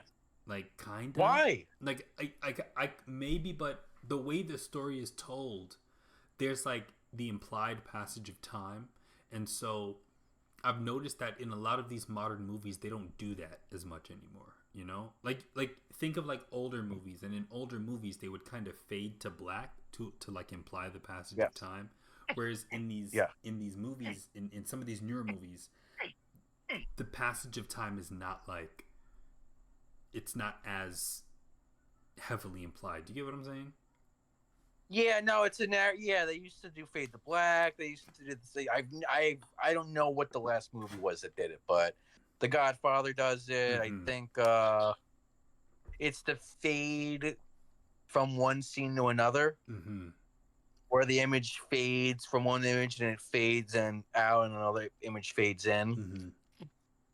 And I think that back then, you could trust your audiences more because they were so much more patient, right? Yeah. Like you could have longer movies. You could have, you know, I guess not like a slow developing plot, but you could have more of like the slow burn kind of effect in movies. Whereas today it feels very like slap you in your fucking face. This is what's happening now, and this is gonna happen 5 minutes from now, and this guess what? This whole movie happened in one day. You know, it's like right. No, it's funny. That's actually so that does harken back though to it's a rule from Aristotle, which is the best drama happens in 24 hours, and it's about one thing happening. So that's interesting. It's called Aristotle's perfect unity or something like that. Yeah. So that's interesting. Yeah, I mean, and there's always been, if you read up the history of Hollywood, that's just pulp. Those are B movies, basically. They were called all action movies or all action scripts, where something's happening every 5 minutes. Yeah.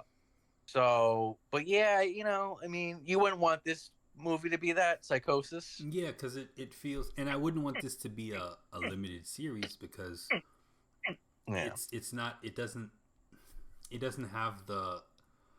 I guess it just doesn't have the structure to be a limited series, just in the way that it's. I don't know. But yeah, this is a 90-minute movie. This is a thrill. This is a Hitchcock thriller. Basically. Yeah, like this movie would be like if it were to be made into a movie, it would be short, and it would be.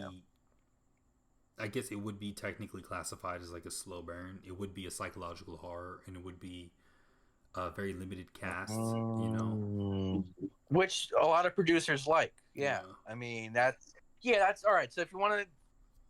Again, the game part of this I think is interesting. I was more into it before, dude, because like I find myself like when I'm the things I've been watching where I can't stop or stop reading are all political stuff. Like I love Dave Smith's podcast. I was watching Ezra Klein with Ben Shapiro. You know, like. I don't know, man. It feels like what's interesting though is the topics they're talking about would make for good movies. Yeah, that's what's interesting. It's like so Dave Smith talks a lot about the global war and terror and like Ukraine, and it's like, well, that's a movie right there. It is, or a novel or whatever. So that's what I think we're in this weird in between place where we don't have a culture. Yeah, that's why I'm saying if.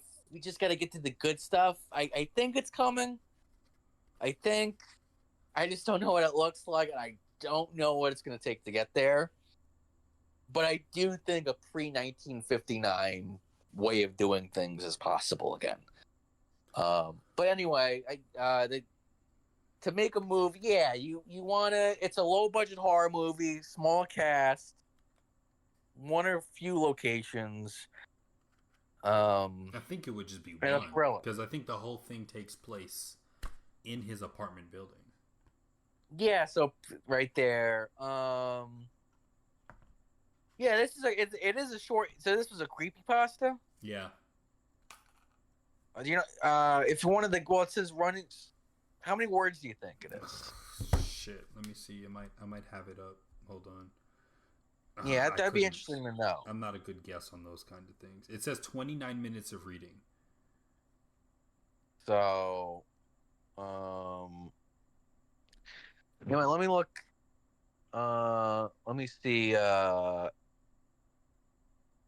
Psychosis, creepypasta, word count. Actually, you know what? So this is so annoying. See, that's the robot, man. It does do a good job. So I just googled the word count. Yeah. It doesn't give me the word count, but it gives me the premise, which is a neurotic programmer becomes paranoid that a technological entity is trying to abduct him. Yeah, I mean that's it. Mm-hmm. So it's a mystery thriller. It's like because you're wondering, oh well, who's doing it, man? Who's it going to be? You know. Mm-hmm. Yeah, this is. It's the reason. So on the website I track for movies, it's why Hitchcock's number one. Mm-hmm. Is because I do think that type of story. It's just something to it. It pulls you in, you know, Yeah. in a way that. So number two on that list, Orson Welles. His movies didn't do that. They're the other one. They're the slow burns, you Mm-hmm. know. So it's just interesting that I don't know that's a little more cinematic. The thriller or whatever. Yeah. So you basically I've thought about doing. It's just oh man, it takes about 6 months to write a script of writing every day for 3 hours and then editing and different drafts. Again, it sounds like a fun game, but it's an exhausting game, you know. Yeah. Because it's like, especially if you don't think it's gonna pan out, and you're not even that much of a fan of the genre. So I don't know. I don't know. Maybe you know, like there's one idea I had of a. I'm actually pretty proud of it because it's inspired by the Nuremberg trials, which they just actually made a movie out of, which I feel proud of. He's like, well, yeah, it does make. It's the guy who interviewed Goring, the second in command after Hitler. Yeah. And I figured out I was trying to do like, okay, well, what could I do in story inspired by that? Mm-hmm. And it kind of ended up being about a psychologist who, for his I'm pretty proud of this. The psychologist uh interviews, but okay, so there's like psychologist, and he for his grad term paper he's going to interview a mass killer. Mm-hmm. And the twist is that they were supposed to team up that day, and he left. Who was supposed to team up? They were the psychologist and the mass killer. They were best friends. Oh, that's super interesting. So, well, and then I never developed an ending, but that was the premise. Mm-hmm. And I guess I could spend 6 months on that. But again, because the way Hitchcock, I mean, a lot of directors do it. They just kind of, well, they're either adapting something already done, Mm-hmm. or I did. Sometimes it was just here's an idea I have, and you go write it. Yeah. See, oh god, you know what? Fuck it. Let's see what the robot comes up with, because I know we live in the fucking future now. I don't like that. I like it. I do like it that I have this monkey that could just do whatever I want, Yeah. like Slave. Right? Let's see. Yeah, this is interesting, man. Okay, ChatGPT. Can you write me a film premise? Question mark. Okay. I would like for you to write a plot outline for a mystery thriller. Okay. Fuck it. And I do want to know what your novel is, by the way. Oh, that's so like. Let me. You know what? I'll just read to you like some of the things I've come up with because I. But have only it in up a minute. Yeah. In a minute. Let me see. Echo. No. Uh, hold on. Let me refresh this. Mm-hmm. Okay, chat. I would like for you to write me a plot outline for a mystery thriller film. The premise is as follows.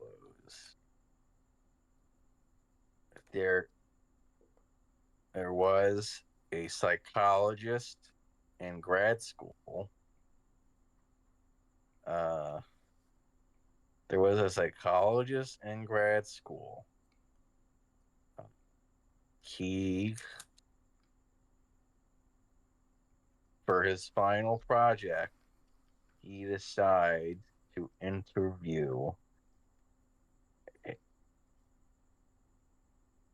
his best friend in prison, who be who was who is in prison for being a school shooter.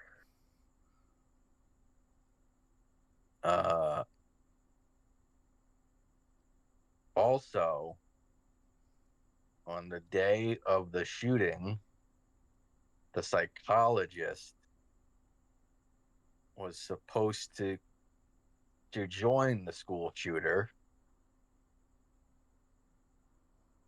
Also, on the day of the shooting, the psychologist was to join the school shooter. However, the psychologist ditched the shooter at the last moment, and it never came out that the psychologist was supposed to join the shooter. Okay.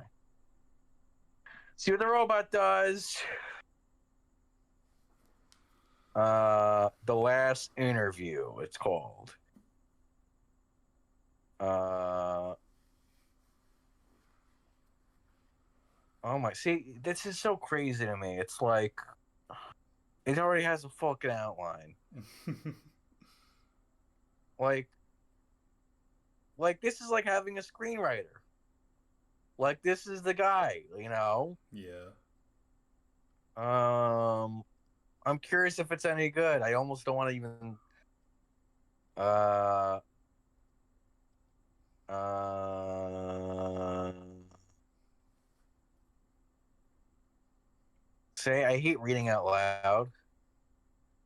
Um, mm, Actually, okay. Let's see if it's any good. Write me a scene from this film.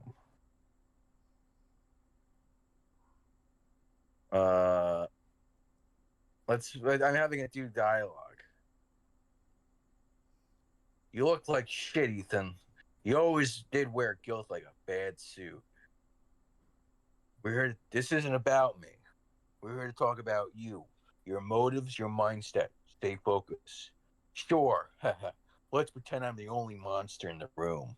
You are the only one who pulled the trigger. Is that how you sleep at night? I wasn't there. I left. That morning, I chose not to go. That choice matters. Oh, you left, all right. Let me, uh,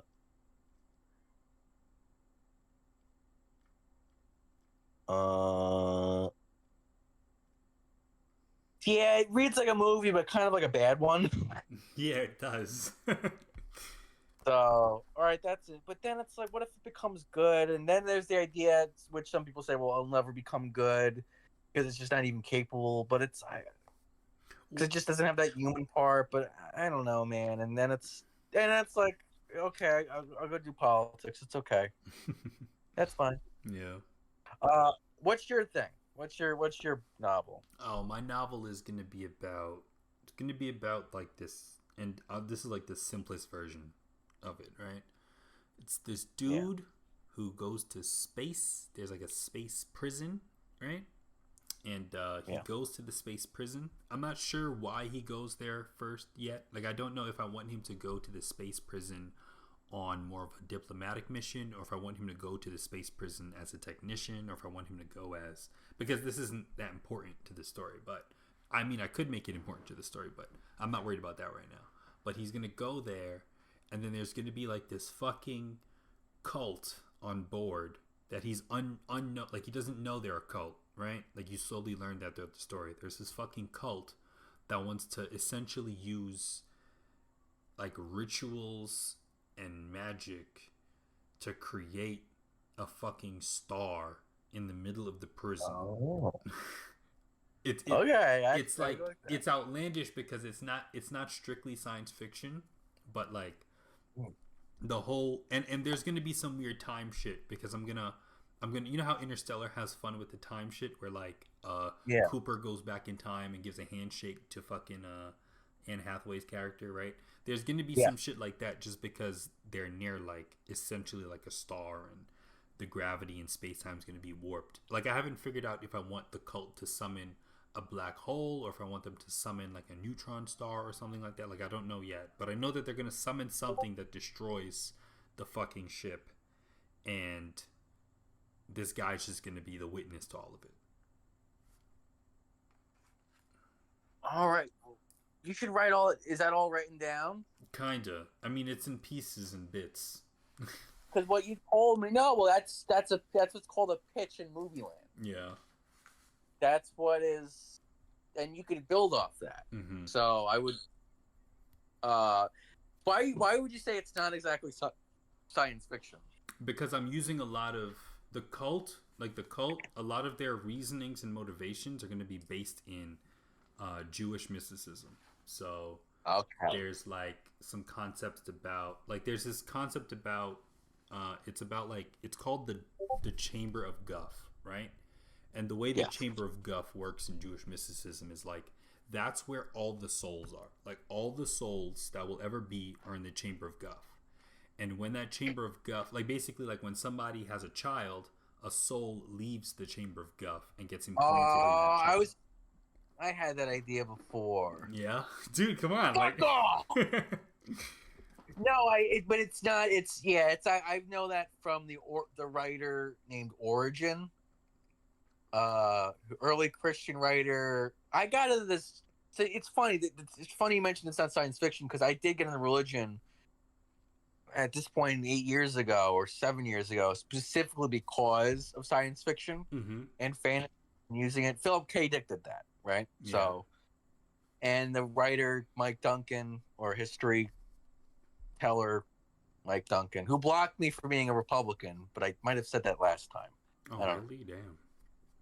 Yeah, but it's okay. Well, that's another story for another time. But Origin wrote about he believed that there was a world of souls, which Mormonism also kind of has apparently. I just thought it was an interesting idea. I never did a single thing with it, but it was supposed to be a smaller science fiction movie, but again, I never. It's just a little kernel sitting somewhere. Yeah. But. Okay. Yeah. The reason why the reason why they're so fucking afraid of. Oh fuck! My cat is like clawing me. The reason why they're so afraid of. The reason why they're so afraid of the doors of Guff is because when all the souls have been emptied from the doors of Guff, according to Jewish mysticism, then that's when like the Messiah will come back and the rapture will happen, right? And so they're trying to delay the rapture. They don't want the rapture to happen. How do you spell it? Doors of Guff or Guff? G-U-F. Like I think it's called Chamber of Guff in. I mean, it's in Evangelion when they use that concept in the anime Evangelion, they say doors of Guff, but in the source material that I've kind of gleaned, they say Chamber of Guff, but it's all hinting at kind of the same thing. The treasury of souls located in the seventh heaven. Yep, exactly.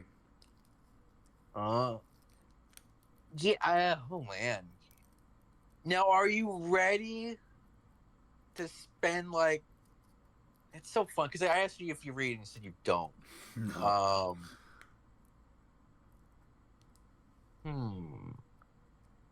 Would you start just to try and learn the form? Oh yeah, I'm gonna read.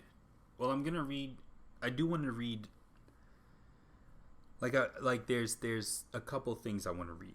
I want to read more, like, because I kind of hate how science fiction is sometimes, because they get so absorbed in the description of the science, Ye- right? yes, and it's an interesting. Yeah, I went through all this. This is all after. This is all like college work. It's funny because something I think about a lot. Said I'm gay.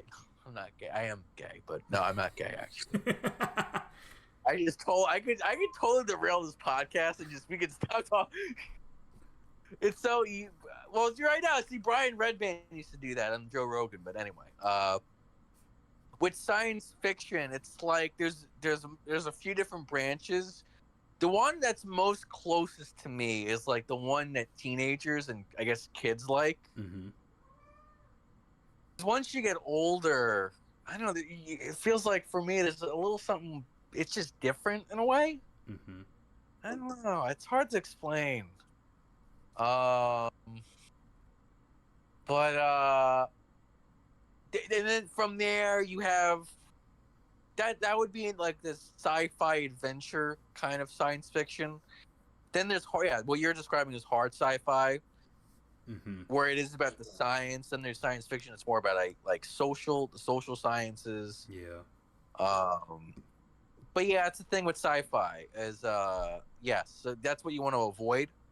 Well, the thing that I've noticed, right, is like, so something like there's a Netflix show called The Three Body Problem, and it's based on like these novels that Yes, right, and his that is an impressive fucking book series. I gotta say. yeah, and like I really liked the show, and I tried reading some of the book, and I'm like, I can't. Maybe it's like a translation error or something. I just can't like.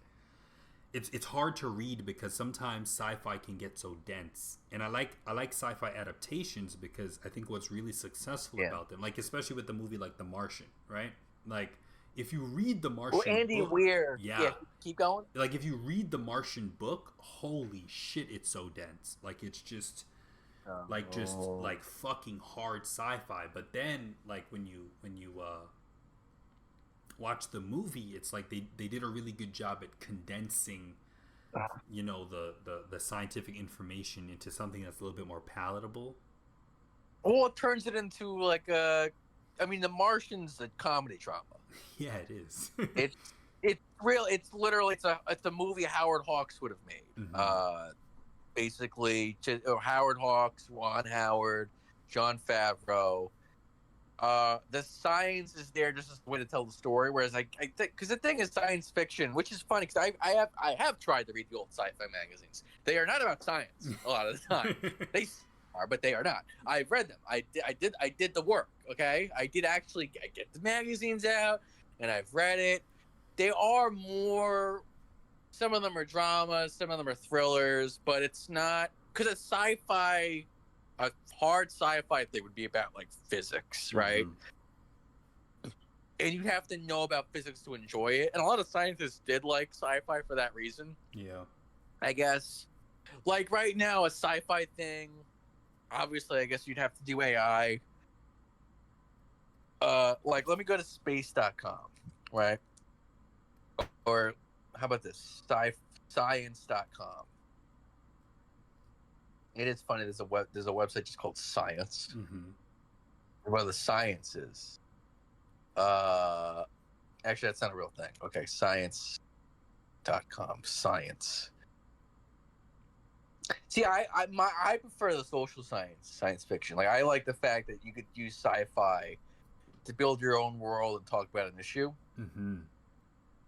Like the last one I was working on was adapting 1990s Iraq. I don't even know why I picked. I just thought it was kind of interesting. I guess 1990s Iraq into like a cyberpunk world. Yeah. In the near future, because Iraq in that it was ruled by Saddam Hussein. They just lost the war and they just had sanctions put on them. Mm-hmm.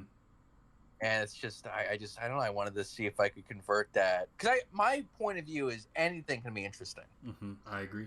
Well, I developed that again as a screenwriter out of college. Going, okay, I need to write stuff now. How do I do that? You have to read a lot to find stuff to adapt, and then go from there. And that was just one thing. I don't know. I just because your pitch should be able. What would it be like to live under a dictator?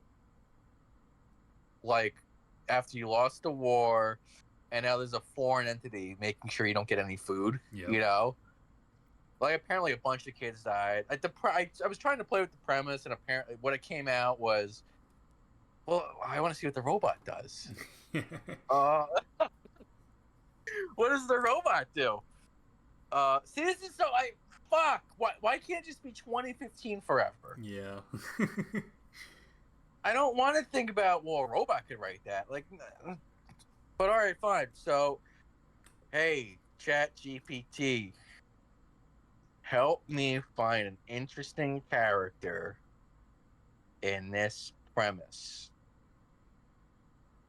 for a story. Are you ready? Stay logged out. Yes.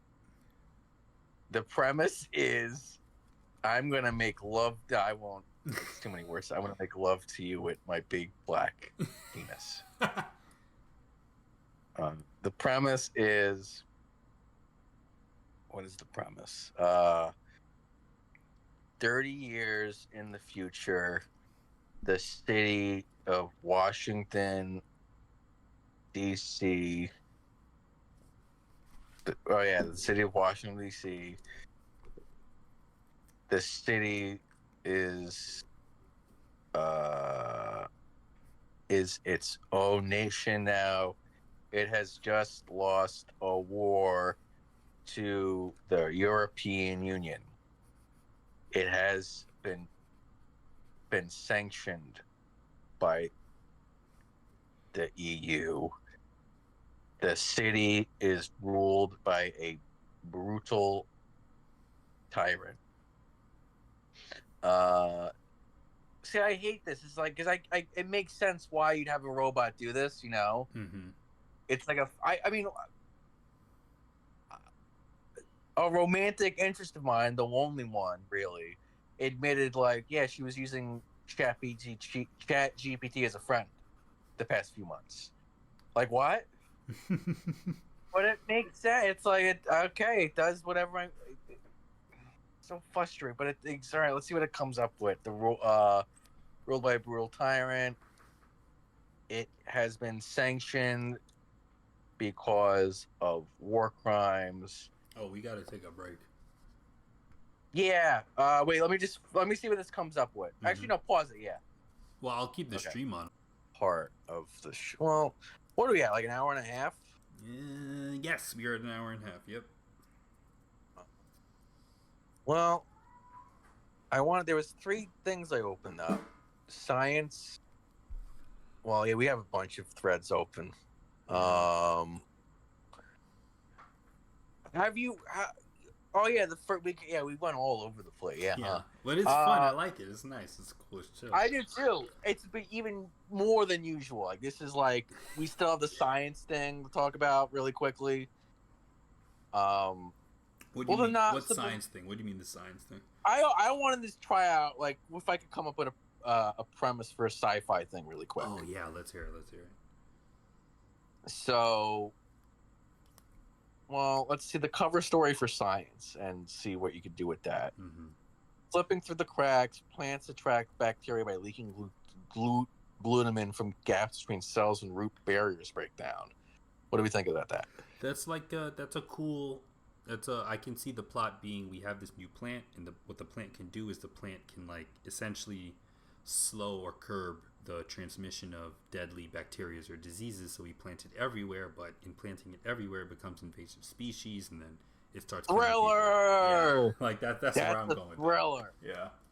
Okay, thriller horror. That's where, because there's a drama version of that, kinda. Oh, we could do like the scientist who has this idea, and he wants to he wants the plants to be planted, and he knows how many lives it can save. But there's like these not oligarchs, but there's like these businesses that are like trying to stop him because they're making money. Big pharma's making money off of like people being sick and shit. So there's that. Interesting. That's why I like. Yeah, I like using history where it's like you already have a narrative to work with, you know. Yep. I mean, I've one like one idea. I don't know how I do it. I never. It's just an idea. You know the Sassanian Empire I've heard at of all? them. I think, yeah. They're the Persian. Yeah. They were the Persian Empire from 224 to 655 1 AD. Yeah, that sounds right. And there was a this thing called the Intermittent Era between 379 and 498. Mm-hmm. And I would have just used the narrative there to tell a story. I don't know what it would be.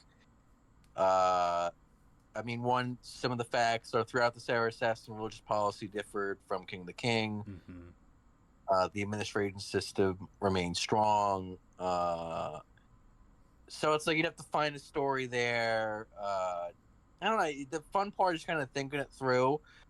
Like, here's something from so this guy Yazdegerd the First, he practiced religious tolerance and gave freedom to the rise of religious minorities, and also he took a young Roman emperor under his guardianship and married a Jewish princess. See, there's something there. There's characters and stuff. Whereas with this, there's like a plant, you know. Yeah.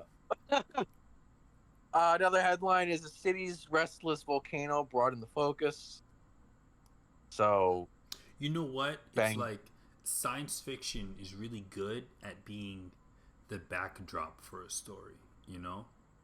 And that's how it's done, but I just know there is something to the idea of it just being about the science. Yeah. And that's hard sci-fi. That is like hard science. I mean, something I realized 5 years ago was hard. The trick of hard sci-fi, like the way you know, is if the character's a scientist. Mm-hmm. So you know what passes this test is Interstellar. Mm-hmm. What doesn't is Inception. You know what? I was just about to bring up Nolan because I think Nolan is very good at using science as a backdrop. You know, it's a backdrop, but he weaves it in a little more. You know, depends on the film too. So a sci-fi, a hard science fiction version of Inception would be about the technology used to. Yeah. Like it would be about the invention of that technology. With Interstellar, it would be about the building of the fucking ship. Yeah. So Interstellar is closer again because it is about actual science. Like it tries to be. I mean, it's like Interstellar's cool because it's like you've got this notion of like fatherhood spanning across space and time, and like love spanning across space and time. And like the different relationships between like, you know, a daughter, father, father, son, father, daughter. Like you've got these cool like familial relations. And, there's even like an interesting. No, I wouldn't go that deep. But yeah, Interstellar's like that. What? No, say the thing. I was thinking about anti-Semitism. No. I was thinking about how there could be some connections between the story of Noah and Matthew McConaughey's character Cooper. Oh my! I didn't even think of that. Yes, just like that's absolutely what it is. Because if you think about the planet Earth, it's not drowning under water; it's drowning under sand, right?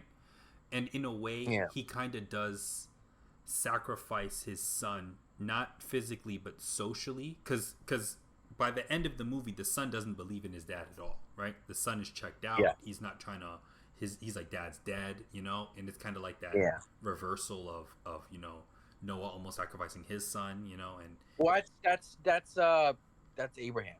I'm sorry, I'm thinking about Abraham. Yes, you know what's getting me confused is that fucking movie, bro. Well, Noah's Ark that's an apocalypse story, the flood. Yeah, I'm thinking about you know how there's that movie called Noah and it combines a bunch of shit. Yes, that keeps popping up in my brain. Like I keep picturing fucking Russell Crowe. Well, that's another 20. That was Darren Aronofsky's movie. Yeah. Why he makes Noah do the arm chopping thing? You know what? I don't like Darren Aronofsky that much.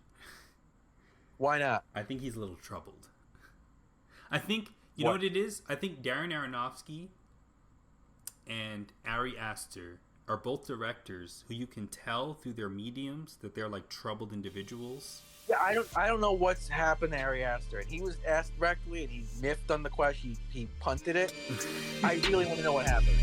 Dude, he's like, you know, one thing I really do like about his movies though is that he has a very deep understanding of religiosity. You know? Yeah. And like he's and then he has this idea of like family trauma, right? Yeah. And there's always